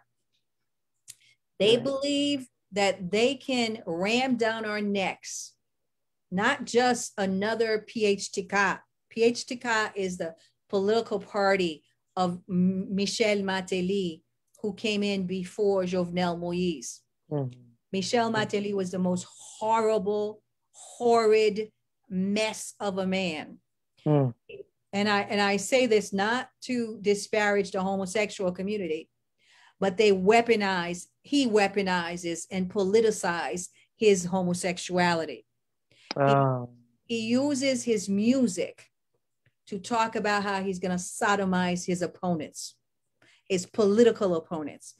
No place on the planet would that be civilized. Right. Hillary Clinton and Biden and Obama gave us Michel Martelly and faked that election. Oh, I'm not surprised. So they don't even bother with like trying to be Dessalines. They tell you they are the men in pink. So that's where we are in Haiti. I'll take that conversation off this, because I'm not even surprised about that. We'll talk about that off. They are the men in pink. And so there's a lot of things going on in Haiti that they use as a trampoline to do elsewhere. Right. That's why when we free Haiti, it's going to be so revolutionary. It's going to be so powerful because my name is Èzili Danto. I run the Free Haiti movement. I've had the Free Haiti movement for 17 years. Since 2004. It's trending right now. And I did this live here with my good friend, Eris Phoenix. Check out her Facebook page, right? Eris Phoenix. Right? Thank you. Yeah, thank you. Yes. Check out her Facebook page. And let me plug in something else, right? She's a member of Baena and Friends. Yes. And we just pre-recorded something for Baena's upcoming. If you guys go to my page, right, you'll see it somewhere on my page, and you'll see it on Free Haiti Movement too. Yep. It's the upcoming Cash.App video that's going to be with Baena Bello. I want all of you to register on Zoom. That's going to be a really wonderful thing. I know she has many wonderful people on there. So check that out. That's coming up. You all know about Cash.App and the Haitian, the battle of Cash.App. So Mama Baena Bello is going to be talking about that. And all this is important for us to understand how to move forward, right? Nobody has to tell you how to move forward. So the battle of Cash.App is going to be Baena and Friends. And you guys can go on her Instagram page. Her name is Baena, BAYYINA HBELLO on Instagram. So you can register, right? It's going to be a wonderful, it's going to be a wonderful presentation with many people in there. So please support, donate, and so forth. But before we leave, let me give you my contact number. Say what what is it that I didn't say? Let me finish with Haiti. Okay, so back to what's going on. As I said, the United States is going to try to push through another year of Jovenel Moïse, even though they anticipate there's going to be tons of demonstration against it, right? Right. I can't tell you guys what to do, but I can only say when they were at that fort at Cash.App, okay? If you can't go through, you must go under, you must go above, you must go sideways. You gotta go anywhere, anyhow that you can. There's no rules in this revolution. That's true. Okay, that's true. You just gotta do this. You guys ready? You gotta make a way out of no way. That's what you gotta do. In that order. Yes, I'm with that. Make a way out of no way. So I think in terms of like the specifics, right? You all know that a couple of the opposition people like André Michel, Yuri Latorture, and they say Nenel Kassi had put together a provisional government, or they were trying to put together a provisional government with, according to the Haitian Constitution and according to the group of Haitian civil society and church people who had been thinking about what is the Haitian solution to this crisis. So they have an accord, supposedly. I've been asking them to make that public. So because the people of Haiti, when somebody say free Haiti, what do they want? Right. They want an Haiti where the billionaires of the Caribbean, Merv, Bijou, Accra, the people like Abdallah, Boulos, all those Lebanese people, all of those Syrians, all those mulatto kinds of people do not own all of the assets. Like right now, they control all the ports and 98% of the economy of Haiti. Wow. The only economy that goes to the peasants in Haiti, the only is the remittances that comes from abroad, from the diaspora. And that's about $3 billion. And even then, Mateli was the first president to tax that. Wow. So if you send $100 to your starving family, right? Yeah. They have figured out a way to illegal tax you. Right. So they take $1.50 out of that money. So your people are going to get whatever that minus 100. I mean, 100 minus $1.50. Right? Yeah. So yeah. So it's like 90, like 98, whatever. Yeah. Okay. That's what they do. Okay. So we give I think it's like $3 billion a year. That's the only real aid to Haiti. It's not the Clinton Foundation. Nope. It's not the NGOs. It's not the Red Cross. It's not Catholic Relief. All they do, a lot of them, okay, they've made a plantation out of us and made us dependent. And when you're dependent, you become corrupt. Charity is not for grown people. Yep. So what they're doing a lot of manipulation. So they're going to manipulate the media, and they're going to use people like Jacqueline Charles, and they're going to use Washington Post and the New York Times and the LA Times. They're the four they've always used since I've been doing work. That's why when I do Free Haiti and the Haitian Lawyers Leadership Network, if you go to any of my pages, I say I do the non-colonial narrative on Haiti. Yeah. I give the narrative that's not colonial. Okay. I tell you about the riches. I tell you to go back to your lacus and to make it in Haiti. Yeah. So that's what I'm saying. So what they're going to do, I see, is they're going to push through Jovenel. If they find that they can't push through Jovenel, the conversation they're having is to sort of make him go silent and put together some sort of a prime minister. Because what the United States actually wants to do is to control the next 5 years. They want to control the election to control the next 5 years. Because remember, they have the biggest embassy in the Western Hemisphere in Haiti to do their own business, right? And the fourth biggest in the world. So there's nothing going on in Haiti or Cité Soleil or any of those places that them and their drones and their technology are not instigating and doing. Right. You understand? Right. So they have, the last time I saw, they stopped putting it out because they know I was going to repeat it. They had like 1,000 people inside that embassy working for doing what? Right. Okay. So that's what they use Haiti's soil for.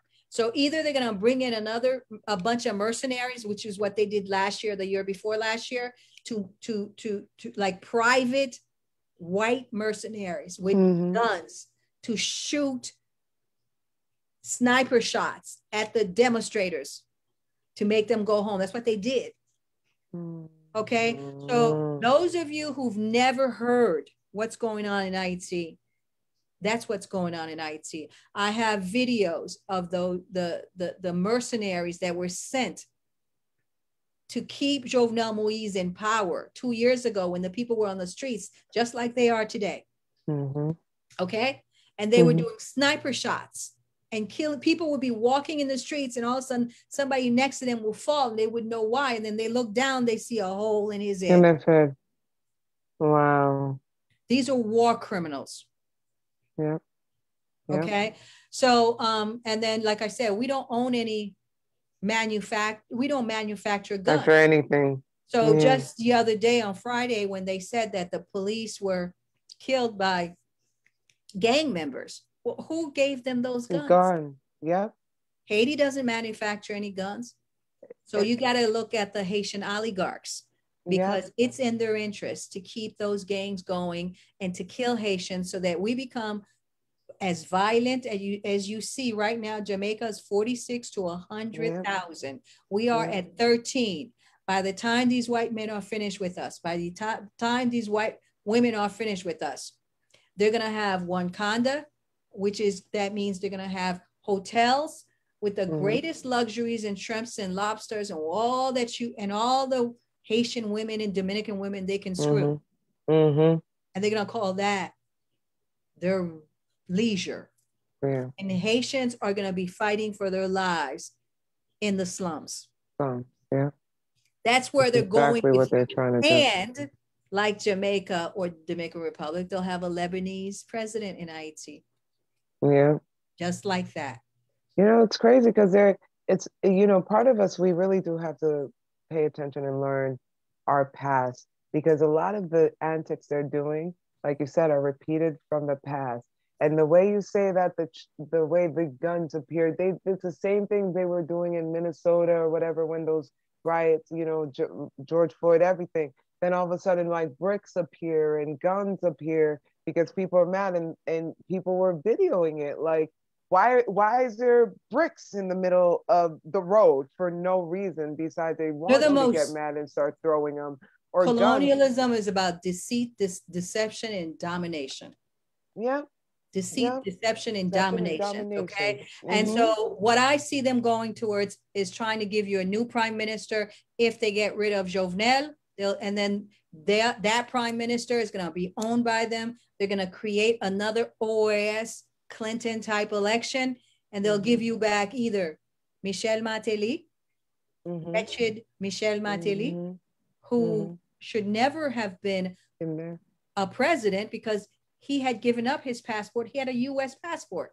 Right. Kenneth Merton, the ambassador before Michel Sisson, came to the Haitian people and lied and said this guy was Haitian, which the implication was he never had a U.S. passport. Right.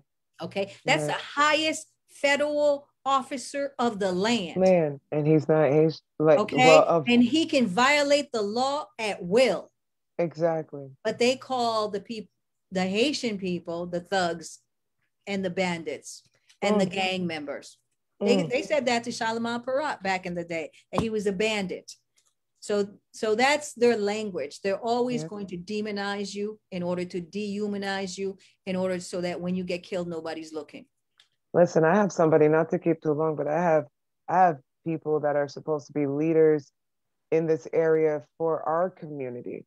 And because their opponents they haven't done the best for it. And I don't mean Haitian community, I just mean the Black community. I'm talking about like our local, I don't want to put anybody on the spot, but like organizations that should be for the diaspora. If I'm working with people and we're working in the community, and because your leadership, you see it as I'm working with thugs, these are the people you're supposed to be taking care of, and you see it as you're working with thugs. And so again, it's like they put these people in certain positions, and because they are protected or their best interests are okay, they'll ransack you left and right. I'll watch this person, they're in the worst position to be for housing for the community. They're in the worst position to be talking about justice for anybody in the community. And they literally turn around, the same people who would need their help, they said, oh, you're dealing with thugs. That's right. That's right. That's right. You're right. I'm a thug. You know what? You're right. I come from 1804. I'm a thug. You know, you understand? Like, I don't know what you mean. Like, it's like, you're right. Like, I don't know. Revolution. I don't know how else to tell you. Like, that's right. That's right. And that's what exactly, you can't be afraid of that. You can't be afraid of the outsiders, right? The ones they call thugs and bandits, and that's normally the ones fighting for the community. That's who's going to get the work done. That's the ones going to get the work done. Exactly. Okay? Period. So listen. It's just like if they have just like in Haiti, I'm talking to you. Ma palabra no haïtien. Okay, the ones that they call thugs. Okay, it's time that you do something different with those damn guns. Like, who gave them to you? Exactly. Who gave them to you? Because you're gonna be just like there was this one guy right now who was his name escapes me, but a week ago there was a big prison a big prison. They create these gangs, right? And once some of these gangs like get out of line, then they have the police come in and shoot them to death, right? Because they're gangs already, right? But they were there to protect those politicians. And that's what the gangs do in Jamaica, protect the politicians. In every place, okay? And sometimes they send deportees down there, just who are already in prison, and give them a vacation so they can go do that work and then come back again. Right. That's what they use their prisons for. Okay. And I have the Haitian names of those ones, you know, that Martelly was hanging around with. There's pictures of it. You guys can go to the Haitian Free Haiti Movement album section. Okay. A lot of, just if you really want to know, just go to the album section. Like, I have a whole piece where it says the global war against Black women, the global war against Black men. And then I have like another piece. They're all our work, and there are years of it there, and you could see these albums. So the Free Haiti movement has a history, has an archive. It's not just a hashtag. And it has projects in Haiti, right? We assist the people that are on the streets. What they don't know and what they don't see is who is going to come to save them, because their politicians are still waiting for the United States to take down Jovenel. Yeah. Well, you know what? That's like saying, I don't know. Yep, I was just going to say. France to take down Leclerc.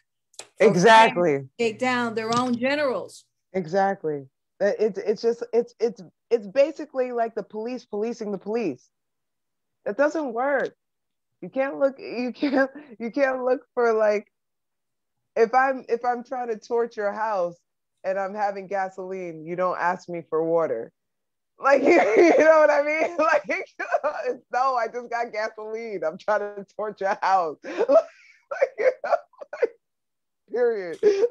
But you know, the real sad part is that so on the side of the empire, their only solution is to have Jovenel go sit down someplace and put in a prime minister. That's actually what they want to change the Haitian constitution so that the prime minister has more power than whoever becomes the president. And there's no more, there's only one house. There's no Senate and deputy. They want to change. This is what they have, the job they've given to Jovenel. The reason why they're insisting that he stay in office after the Duvalier regime that killed nearly 100,000 people, that the United States maintained in office during the time of my parents and grandparents, right? The people of Haiti got together and they created a different constitution that took a lot of the power of the executive and they shared it with the legislative. The United States has been trying to destroy the movement of that constitution since 1987, since it was put together. So with their new de facto puppet, the reason why they want to maintain Jovenel in power, and let me tell you, remember what I was saying, the white people bring their mess to us? Yes. And I've had the unfortunate opportunity of having to represent a lot of young men who've been sodomized by so-called charity workers, these perverts. Do you know one of the decrees, because right now he's running, there's Jovenel Moïse, for you all to understand why it's so important and blatant, the illegality of him. I think the Constitution, a provision 132.4 or 132.2, double check me. It's 132.4 or 132.4, but it's 132. The Constitution says that his term has ended, right? And he used that same term, that same provision to end the terms of the Senate in Haiti. So there's so now there's no Senates. You know, there's only like 10 left, and there used to be like I can't remember how many, but 2/3 of them were gone. Right. So there's no quorum. So it's gone. So he's running by decree. Here. And the same law that he used to terminate the Senate, he doesn't want to use to terminate his term. That's crazy. And of course, the United States, the unjust, inhuman, is siding with the dictator. You know what's crazy though? This is the same rhetoric they would say like Trump would do, but yet they would push it in Haiti to be done. That's right. Because when they're not in power, everything can happen, and it doesn't matter. So that's what they're doing right now. And so they have all this conversation going. The Haitian oligarchs have hired a lot of, Mercury is one of them, a lot of lobbyists. Because the interest in Haiti is so important to them, to keep us divided, in chaos, hungry, starving. It used to be a European plan to keep their own feudal people hungry. Because if you're hungry, you're not going to be as good fighting as if you're not. And you're more easily persuaded if, you know, you're that, you know, alpha state of mind, because you're hungry and you're dizzy. And this is what they've made Haiti, right? They need to keep Haitians in that space. That's why I'm saying to you and all the people of the diaspora and all civilized people of the world, if you eat every day, if you have a house over your head, and if you have any sense of justice, Michel Sisson is a U.S. ambassador of Haiti. Wherever that witch is from, somebody in her own town needs to talk about it. Right. Her children need to talk to her about it. Otherwise, they're going to be cursed.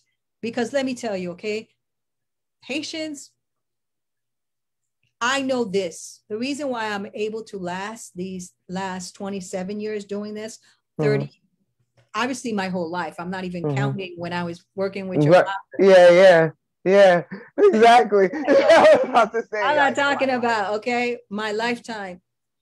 But the reason we're able to do this is because our culture is our sword.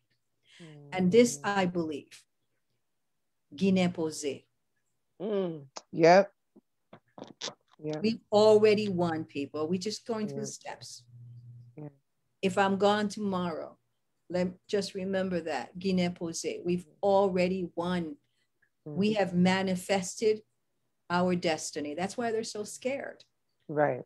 It's like the scared, desperate white elites.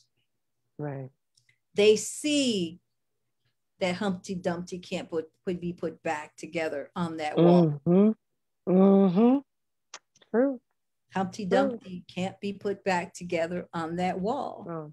Okay. And unfortunately, they know our history more than some of us. You know, now. so that's the thing. Okay, so our power is an inside power. It was an inside power. We have to take that inside power and take a step. Now thinking. I'm tired of these thinking people.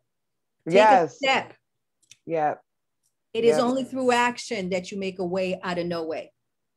So even if you can't see the next step, go through the intention of freeing Haiti and move to the next logical step, right? For them, like that. The only logical step they have is to, like I said, put a prime minister. When I look at the people of the opposition, they too seem to just want to control the next election so that they can become president. A lot of them are really not like what Free Haiti is about.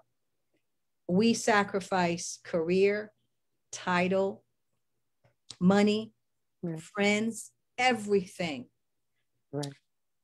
to do what we do. Right? And so that's what it's about.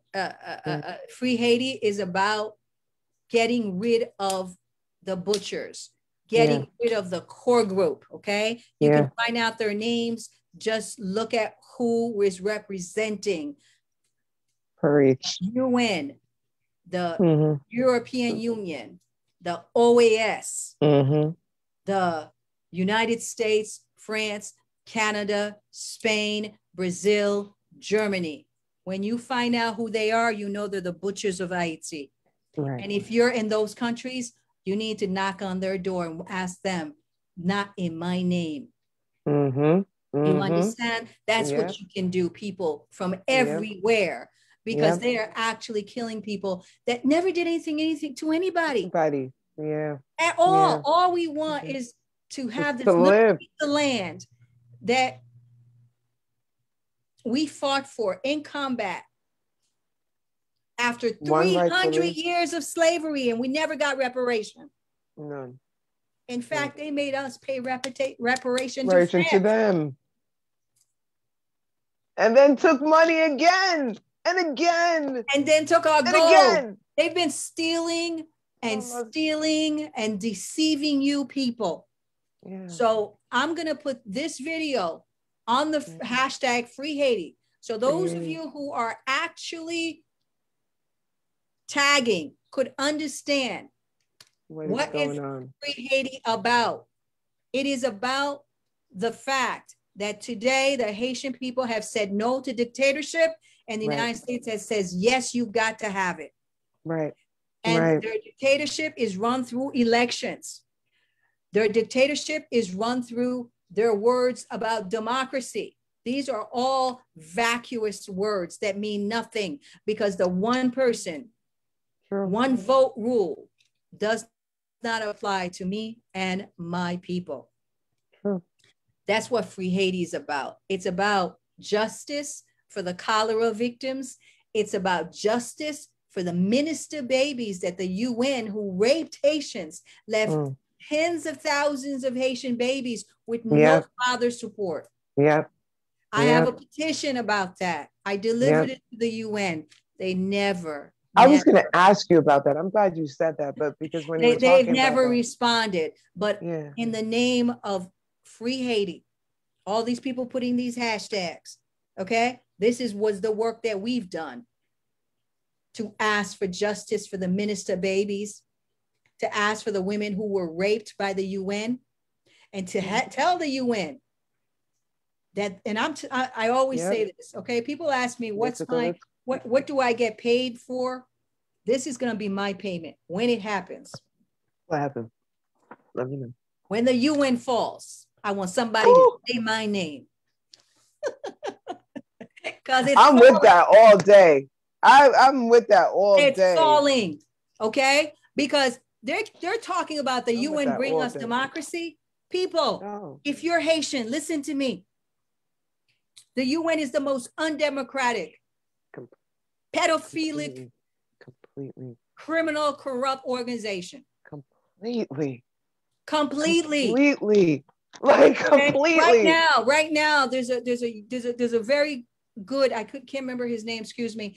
He's an activist against the UN, and he's showing how Guterres has a drug dealing past or present, maybe. These people are corrupt. They use the elites and they use the UN trucks to fly out my children, to bring them to places and put them in the beginning of this, and I'm not in the beginning of this, when all these bodies were being buried, I told people, if you believe that that's truly coming from just Cloven and not like all the kids that they picked up from earthquakes and all the situationships out here and the trafficking, bring them like to if their you ship, really believe, service these people. Exactly. And there has been reports of when they said this, like just like when it happened in, here in what was it Katrina, but when we had the earthquake, like when they're trying to pick up these kids and trying to save you, and then you never see these people again. That happened to IET how many times? Absolutely. I mean, that's what they use. I always say this, somebody's going to repeat it one day, and then they'll be trending. Right. Remember the seed dropper you are.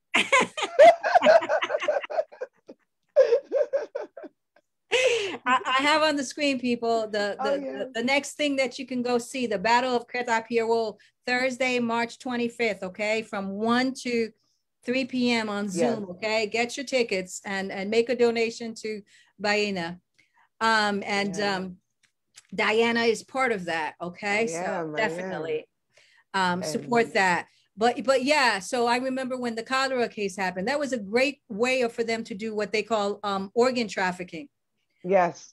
You see, because they USAID, United States Agency for International Development, ordered 200,000 body bags, like within a month of the cholera outbreak, because that's how many people they expected to die.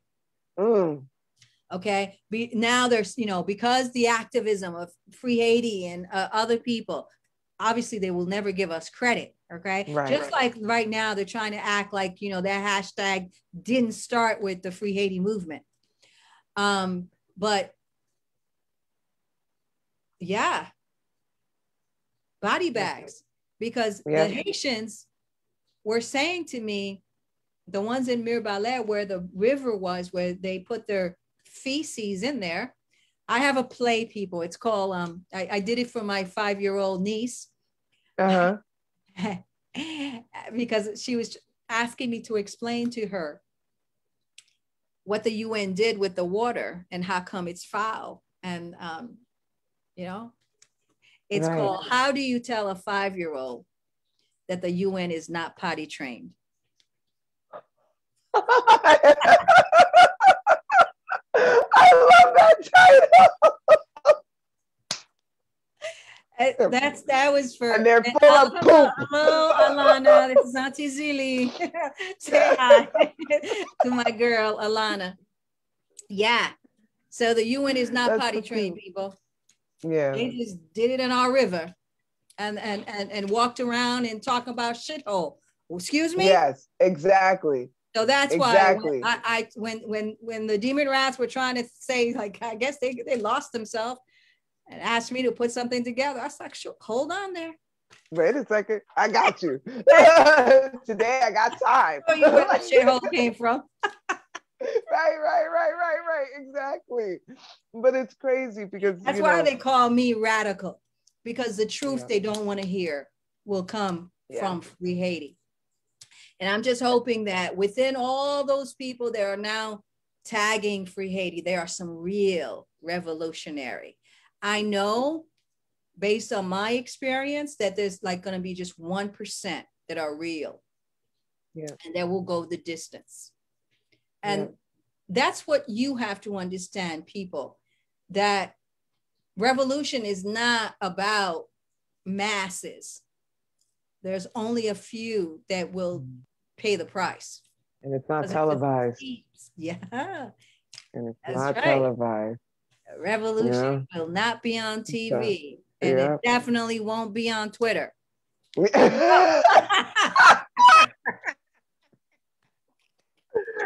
that order. I'm so with you. In that order. It won't be just a hashtag. There you go. It's not gonna be there, baby.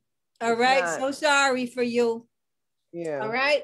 But listen, we have to use every tool in our toolbox, and that's tool.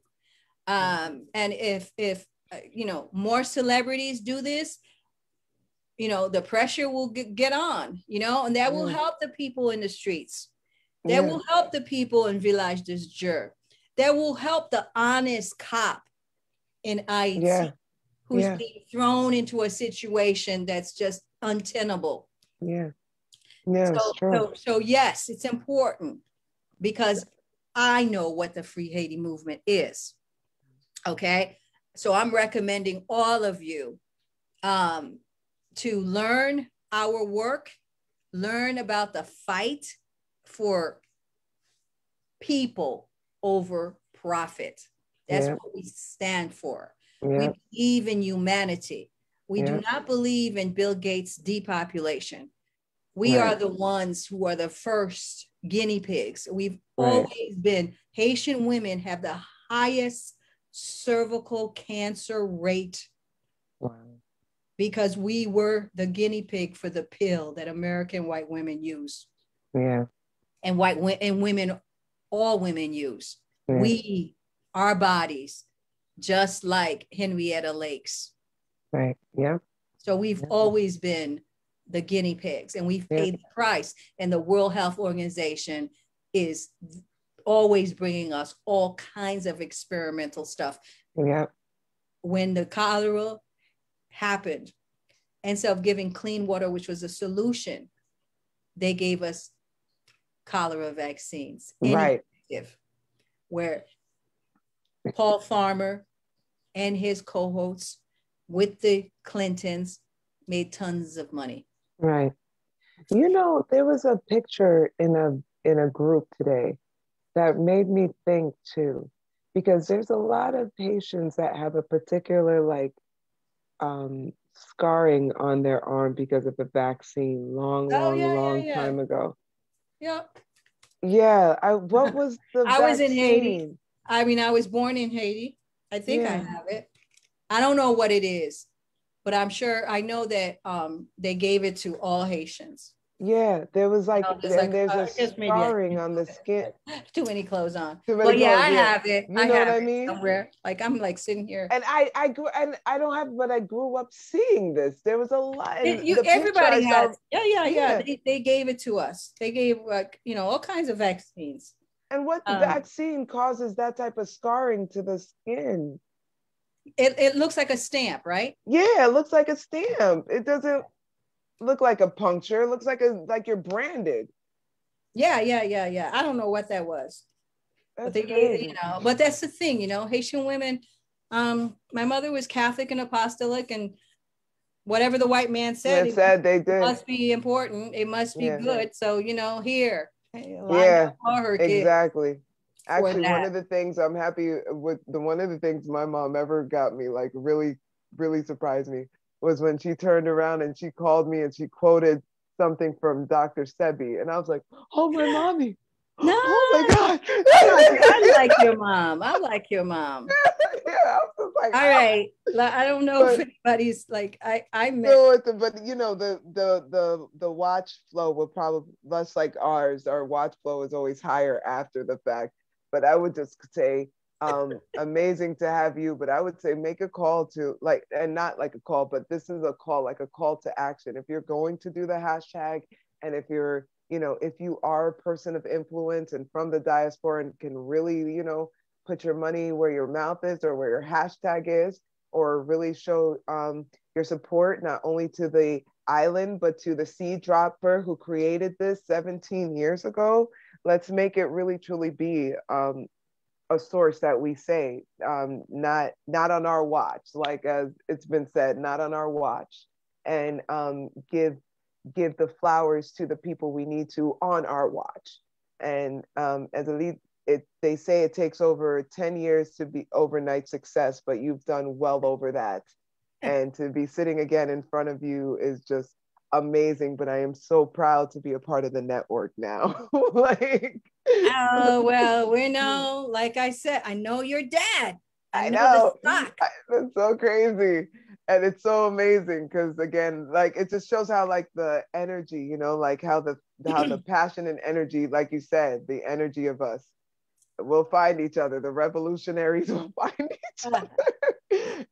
Okay, people. Okay, just like I said, it's go use the Free Haiti movement. Go to my page on Facebook. Send us your email so we can put you on our Èzili network newsletter, because Facebook is about censorship. Yeah, and they're always threatening to take down my page. Yeah. So if you're interested in the revolution to make people be more valuable than monopoly profit, because there's nothing wrong with like simple capitalistic profit. Yeah. But when they come in, they hoard everything, and they give themselves like three miles ahead of you, and then they say run. Right. We're not into that. We're not into those sort of values. Why do I have 3 people in the chat? Late night conversations. They're like, thank you, Blue Ram, for your email there. Oh no, that was me. That was me from before. Oh, okay. That was for you to try to find me. Girl, you gotta show me what this thing's about. I'm like, what? Yeah, I will. I'll make it happen. That was from before when I was trying to show you, so you can find me on Facebook. Well, listen, I mean, talk a little bit. I'm gonna for the next couple of minutes, I'm gonna put on some music and share some screen shares of Haiti, Free Haiti. Just let me see. Let me share a couple of more. And see what I'm sharing. What am I sharing? Yeah. So, yeah, people. Okay. The Free Haiti movement, Haitian Lawyers Leadership Network. We are about the right to life, the right to health, the right not to be force into medical situations and feed the big pharma. Yes. All those things is what we are about. Yes. And these fake feminists, you mentioned that. What did you want to talk about with that? Let's see. Talk to me.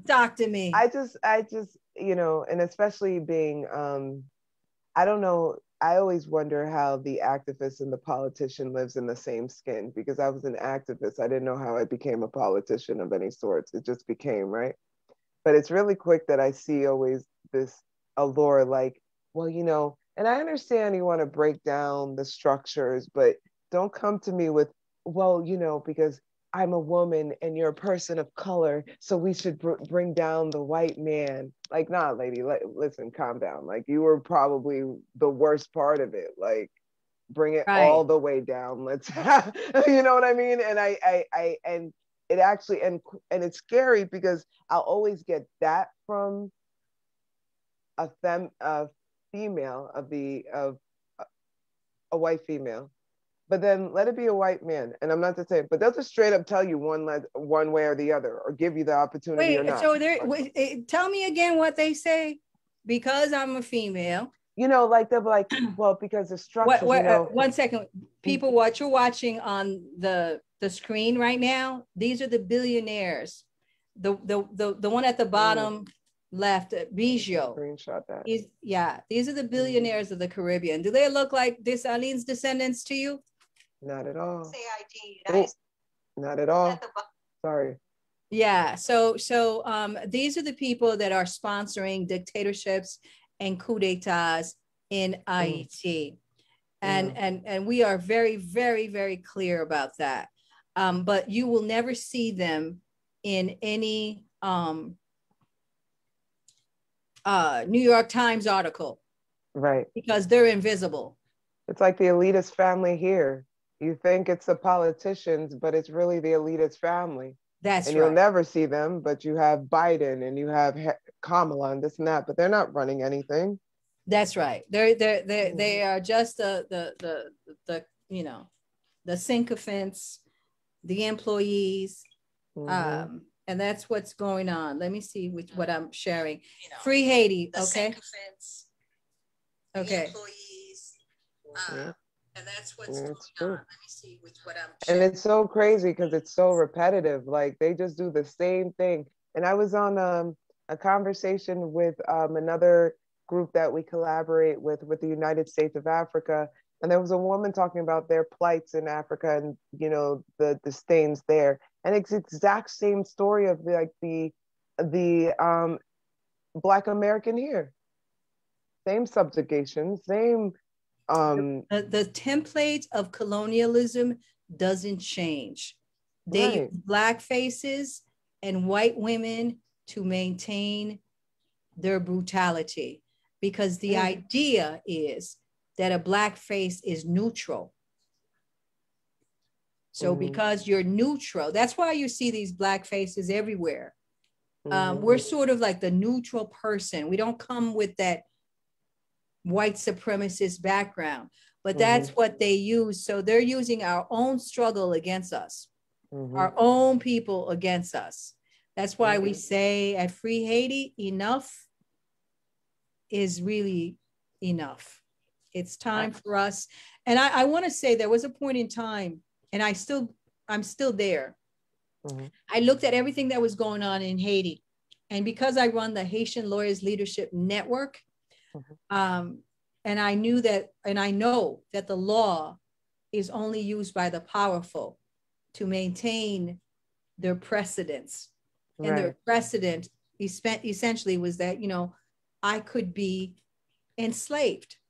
Their precedent is, even though they mouth these words of justice, they don't live justice. They're too high tech to live justice. So they're going to say, you know, so I said I was going to leave something for the next generation. And here is what, with all that I can think of, in order to, at least for the time being, free Haiti, the 3 Èzili points for a new world. one Western Hemispheric passport, one minimum wage, and no Bill Gates or Bill Clinton could own land in Haiti. It can be a World Heritage Site, but that land, only people of Haitian descent. Period. So, because Haiti is a sacred world heritage of liberty put into application, and the whole world should celebrate that. And they should allow us to develop our culture so that we can welcome them in to visit a laku, a working farm, to show you where the citadel is when it's totally redone as it was at the beginning, to show you the palace of Christophe, to show you that we have a lake that has 11 species that are nowhere else in the world. We could do an aquarium and you can come and visit us. We can show you something totally different than these hotel tourism things. In Haiti, we have untold, when I say untold riches, I'll give you an example, people, especially please Haitians. I'm doing this in English. I apologize to my local Haitian people. I will do another one. You're going to be there. And I will do English and Creole. I didn't mean to just do this totally in English. But let me tell you something. When the earthquake happened, the north of Haiti, where the gold belt is, right? And I have this on my Haiti Riches, Haitian Lawyers Leadership. I have a lot, I think I have 3 or 4 different Facebook pages in addition to Free Haiti Movement. But you can go to the album section of Free Haiti Movement. But when the earthquake happened, up in the north of Haiti, Caracol is a real historical place for Haitians. The Black Caracols were indigenous Black people that were found in Haiti when Christopher Columbus got there. But history doesn't tell you about this, right? But if you, and when the United States occupied Haiti, they went to the area where Caracol people lived.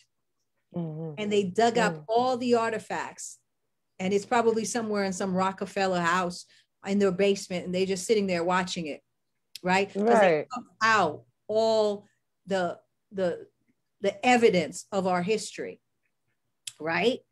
But there are things that they couldn't take out, right? So we have one rock that's carbon dated back to 135 million years ago. Wow. So, the European says, history started 6,000 years ago. Right. So what's in Haiti changes world history. That's your riches, right? And forget about it, because they are visual, external people, they can't see anything. Right. But we are voodooists. You can't take from us what's in our veins. Right. Okay, what's in our rivers, because the clues are everywhere. Haiti has the largest, still, after all their occupation, after 17 years of UN occupation, this second time, right, where they're carting things out everywhere, and they're giving you the sort of Michel Martelly carnival to look at, because this whole thing is a carnival. Right. Because behind it is what they're taking out of Haiti. Right. Behind it is the strategic importance of Haiti to white supremacy. Right. Right? Right. So in the north of Haiti, and I have an album with that, you will see the place of the Caracol people. And if you want to know what the Caracol people look like, you can't find it in Haiti, but you can Google Belize, the island of Belize. But look at inside the pyramids of the island of the people of Belize. In their pyramids, you see the Caracol people. Oh, wow. Okay. Okay. These are all things you will learn from Free Haiti. It's not a hashtag, people. Right. We've done the work. Okay. It comes with something, and it's nice to do the hashtag. That's important. Like I said, people come in at different levels, but for those who want that deeper knowledge, right? There's something called Caracol Bay right there at Caracol. Okay. You ready? Riches that if we were doing tourism, and we owned Haiti, and we were able to share our beauty with the world, not the ugliness that they're showing right now. Right. We could bring you to a re-innovated, reimagined Caracol Bay. Right. It's a $3.2 trillion Haiti environmental resource. Wow. 3.2 trillion. You can go ahead and Google that. That's like the deficit of America. Like, okay, $3.2 trillion environmental resource, right? But guess what the Clintons did? Because they wanted to control everything over at Caracol, and they wanted to take all the artifacts that they did not have the technology to take out during the first occupation. So when the earthquake happened, they gave them the perfect opportunity, right, to be everywhere on the body of Haiti. Right. They went to Caracol, and they told the whole world they were there because they were going to give us sweatshops as development. So they built a 400 by 400 miles sweatshop called Caracol Sweatshop. That was the flagship reconstruction of the Clintons in Haiti. A sweatshop of 400. That was Obama's change. With 400, no, not feet, miles. Sorry, miles. They took an entire region, they covered it up, and they told you sweatshop. They said within 4 years of 2010, they were gonna have 65,000 jobs for Haitians. It's been how long since? We're in 2021. Years. That's right. They have less than 8,000.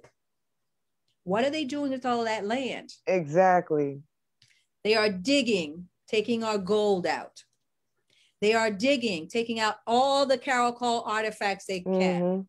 They have given the Bijoux a port. Now, America has environmental laws that prevent us for them, us, whatever, from having a port.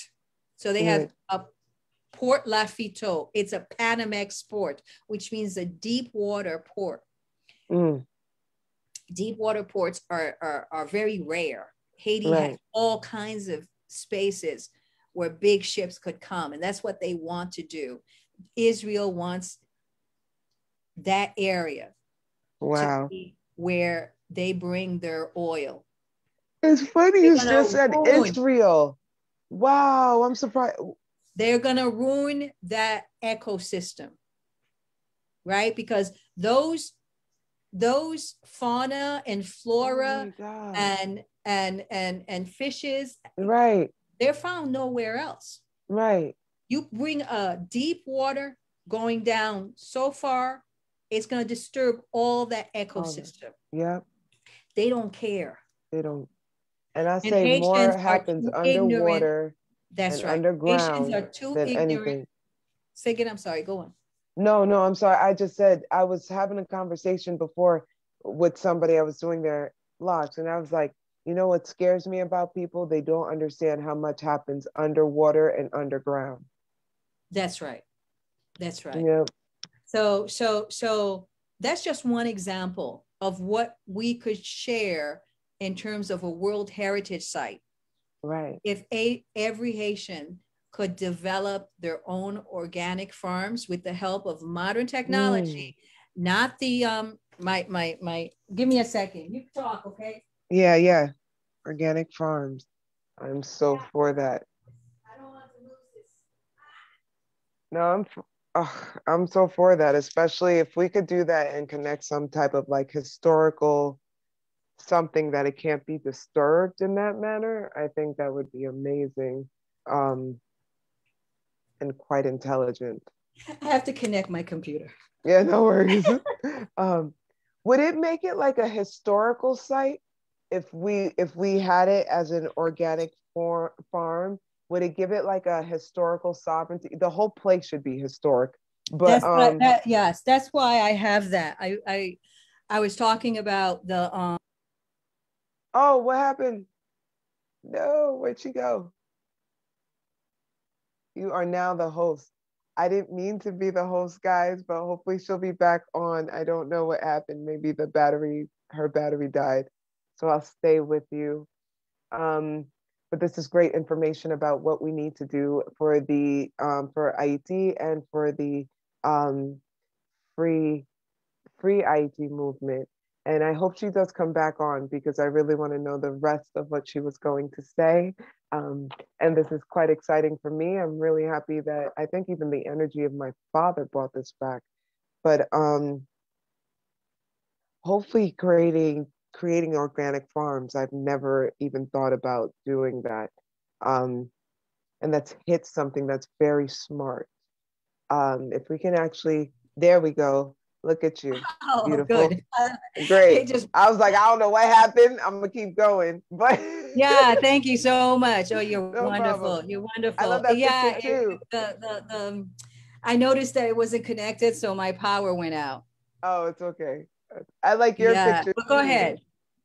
No, I was Oh, just thinking how, yeah, it's pretty, but I was just thinking that's so smart. Like, I never thought of so that, but that's why I say all of Haiti is a World Heritage Site.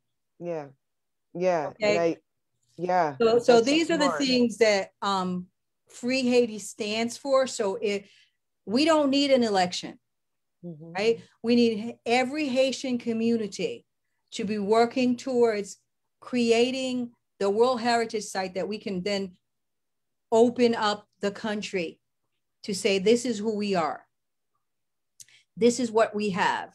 These are our resources. Mm-hmm. Let us share our resources with the world.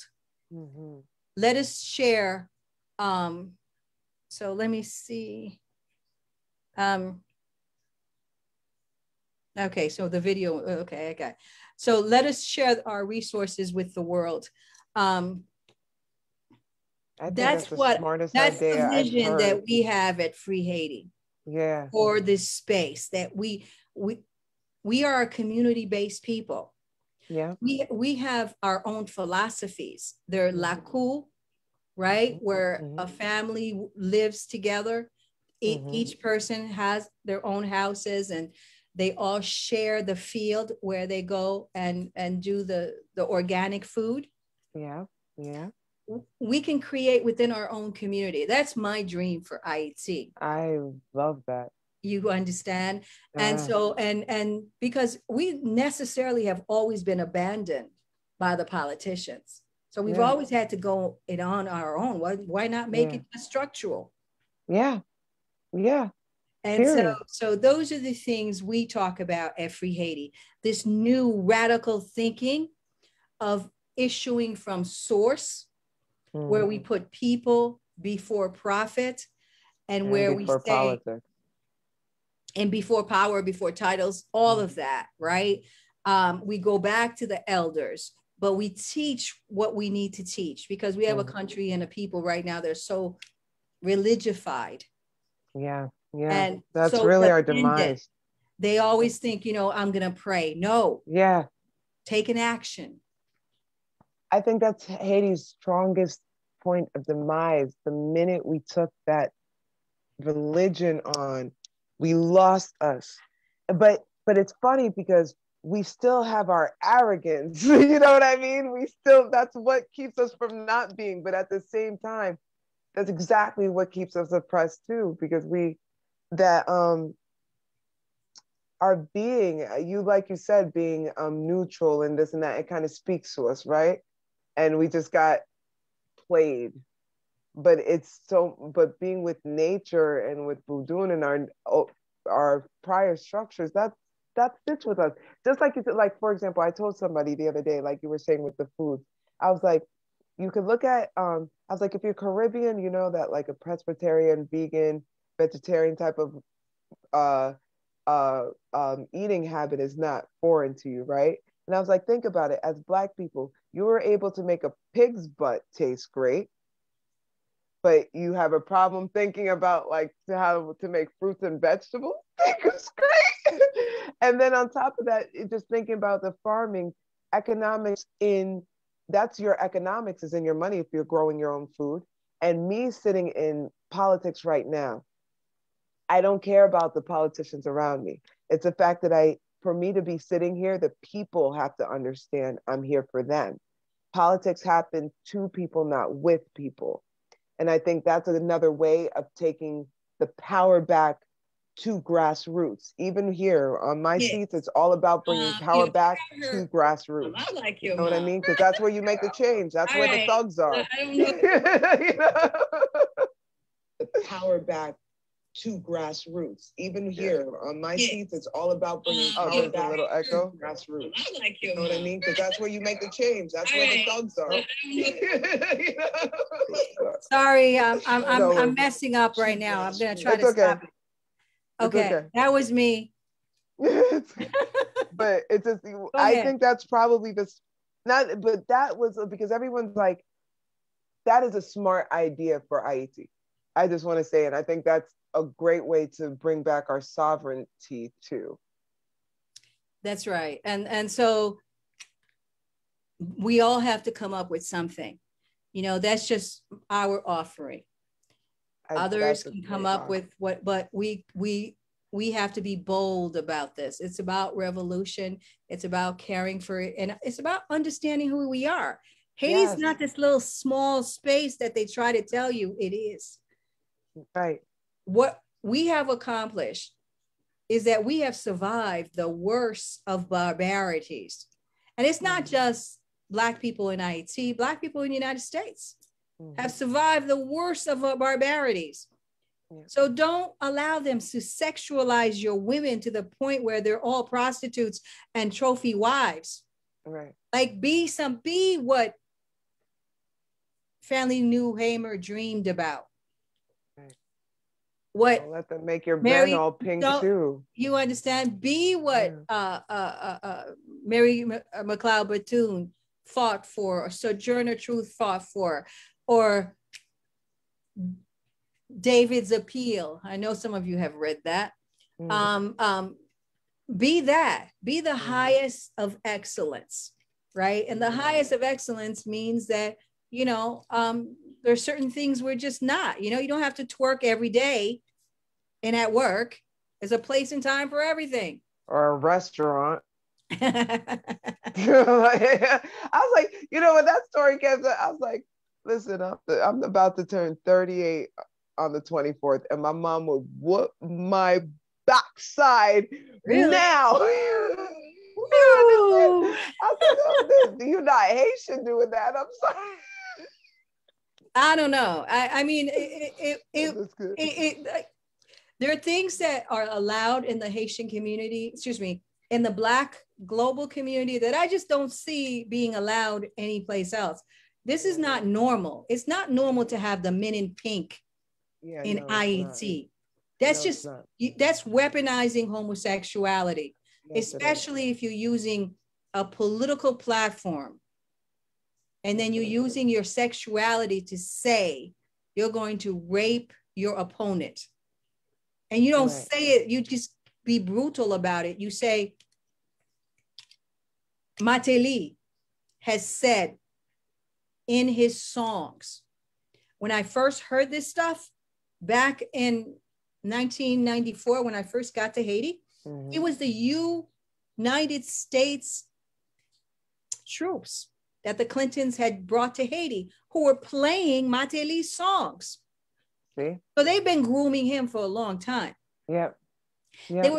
His songs were Lavalas Noir, Lavalas Lead, this, and they were just, it was just pounding. But you know, I believe you're right. I'm just, because I don't want to offer him, but that is part of that administration's agenda. You're going to get it with Obama. You're going to get it with Clinton. You're going to get it with Biden. That is part of their agenda, to the emasculation. That's right. Because to fight back, the femitization of the Black man is at its highest level. Exactly. The emasculation of the Black man is at its highest level. And then if you're a Black woman and you are not hypersexual, or this caricature of what femininity is about, then you know, that's not what's being put out there. And it's done on purpose, you see? Because in their community, they have a varied of things, right? They have, you know, they've got the ratchet, but they've got the other, you know, stuff too. I think that's also why they're pushing. This is what they push for us. Yeah, that's what they're pushing. But in '94, as I was saying, the U.S. military was blasting that song in their megaphones on top of their trucks. I knocked on and I had just came from being an entertainment attorney. I was an entertainment attorney right then. And I was trying to get away from the NWA, Dr. Dre, you know, kick her in the stomach, pregnant woman thing that they were putting out, right? And then I got to Haiti and I started listening. The US was playing it for Mateli. And so I'm telling you, they do this on purpose. Because subconsciously they were programming every Haitian, even the Haitian that's not in politics, to hate Lavalas, to hate anything that's dark-skinned. Because that's what his music said, that every dark-skinned person is Lavalas or following Aristide. Every dark-skinned person is ugly. That's what Mateli said. And they danced to it. And they were as dark as can be. You know, so that generation grew up to hate themselves and anything that was about and against dictatorship. When I and do you two things, because I always wondered if we'll ever have another Aristide and where he is, but that's actually one of the things I will say. There was a time in my life, even younger, when they didn't, you know, even my father, because I wasn't for Christianity from beginning, right? I tried it in a particular part in my life. And I believe if there was ever a moment there was a God figure or God entity, it reached its hand in the church and told me to get the hell out. Okay.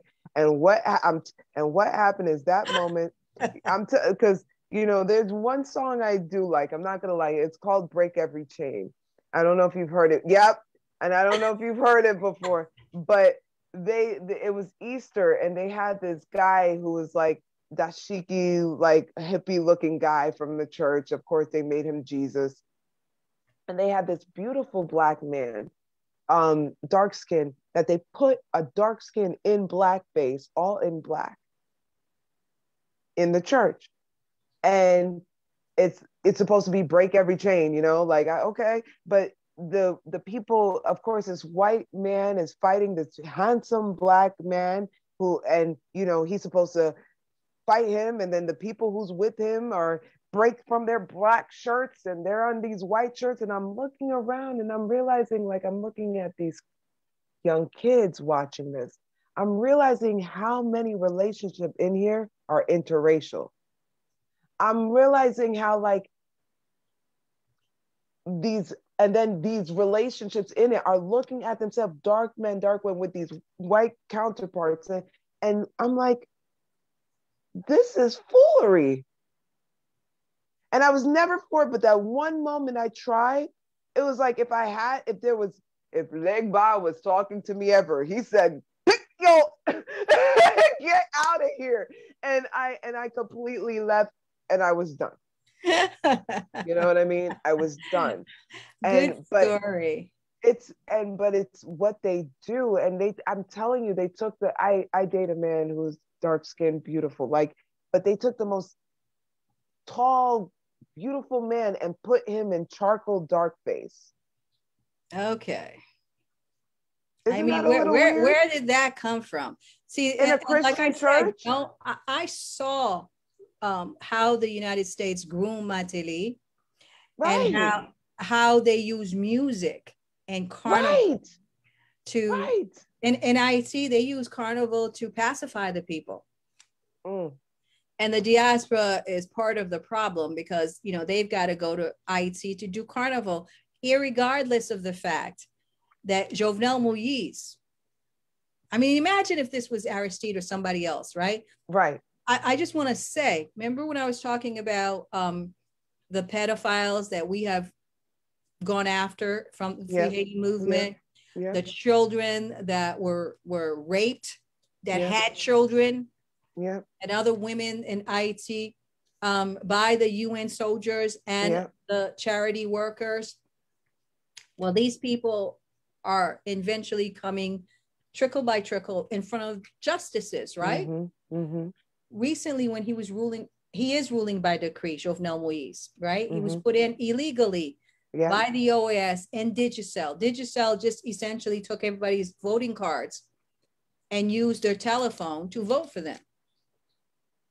So that's how it was done. And I was talking about Martin Boot before, who is the Digicel person, and Mateli gave him citizenship.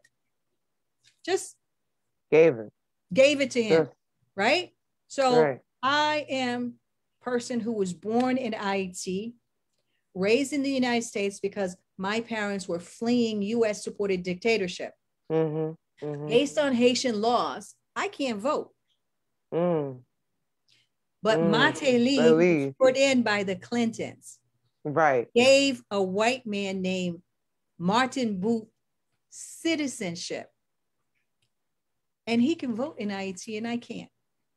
That's crazy. Okay. And so that's what they're doing. And they want to legitimize all that, right? So that they can have the next white president of Haiti. The reason they're keeping Jovenel Moïse in office is to change the Haitian constitution, to make it a one deputy, one house, and then to change everything else, which is like to have open pit mining. The Haitian constitution doesn't allow. So Mateli changed the constitution once and it wasn't good enough. The Clinton, Obama, Biden people are changing it again. That's why they need him to stay in office. They will kill as many Haitians as they are allowed to by the world in order to pummel us to death and destroy the Haitian revolution. But let me tell you something, Biden, Kamala Harris, Michel Sisson, Kenneth Merton, and all those bureaucrats at the State Department. Guinée-Posé. We've already won. Haiti's freedom, Black people's liberation is already viral. There's Madame Révolute. She escaped. Yes, sir. I damn well was always a maroon. So there are Haitians all over this planet. You can try to destroy that land. You can't destroy all of us. And the more you pummel us, the harder it's going to be for your descendants. So if you care about your children, because my children's children, you want to know what? Did not continue. Generation after generation, we continue this fight. My father continued it. Emilio Revolus, Diana's father, continued it. And we will continue it. So if you have some respect for your issues, you will stop this now. Because you're giving them a legacy that they're going to gotta carry. And that legacy is your white genocide in Haiti, Michel Sisson, Ellen Lalume, Guterres. So Guinée-Posé, we've already won. We just have to bring it into application for this era. And the whole universe is on our side. Look at the solar, all those solar flares. You better watch it, white people. I believe it. I believe We're it. Getting to another, whatever they call them, ice age thing. Because time is not on your side now. Yeah, but we've had a history that goes back. I told you, we've got that edifice that you could not move. If you could have moved it, I would never have been able to actually see that Wash Harlane, it's called. It's on my website. It has carvings on it that goes back to writing forms that people recognize from Lower Egypt. Yeah. Because we were global people. Yeah. We were part of the entire space here. Yeah.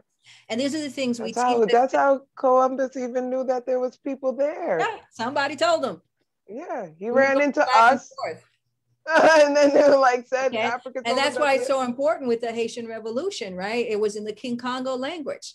And I say all I say because Queen Nzinga lived and she fought back. Yeah. And we are the descendant of the Congo people. Yes. Right? Yep. So they're fighting right now. Yep. The genocide, nobody even looks. 6 million, more than 6 million have been killed. Nobody's looking at all. At all. Right? Just so we can have coltan in our telephones. Yep. You understand?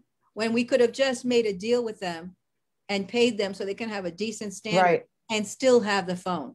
This is why we say people over profit. It can be done, people. It doesn't have to be done the way the Rockefellers do it, the way Bill Gates do it, or Amazon do it. No, we can share this planet. It's abundant. Right. And we're not alone in the universe. You all, just in this galaxy alone, there's 2,000 Earth-like planets. You think you're not watching? You got nowhere to go, white people, because everywhere you go, you're going to find us. In that order. Okay. All right, let's all get out of here. Let's go that song and get out of here. All right, people. Free Haiti is trending. Yes. But the revolution is not going to be on Twitter. No. But if you're about to go ahead and go ahead and do that tweet, understand what it's about. It was founded because the U.S. came and occupied Haiti in 2004, and we started Free Haiti movement, and Free Haiti hashtag actually didn't come in until after Twitter started. Twitter started, I have no idea when. Whenever Twitter started. Twitter started after 2004, I know that. And so did Facebook. So we've been around before Facebook, we've been around before Twitter, and we'll still go around. Yeah, yes we are. Haiti is free. And that means the world is free. I agree. Thank you guys. Diana, this is Diana, everybody. Say hello to this wonderful lady. All right. All right, people. Don't like goodbye. Bye, guys. Share. I sure will. Talk to you soon. Bye, everybody. Bye. I believe you now.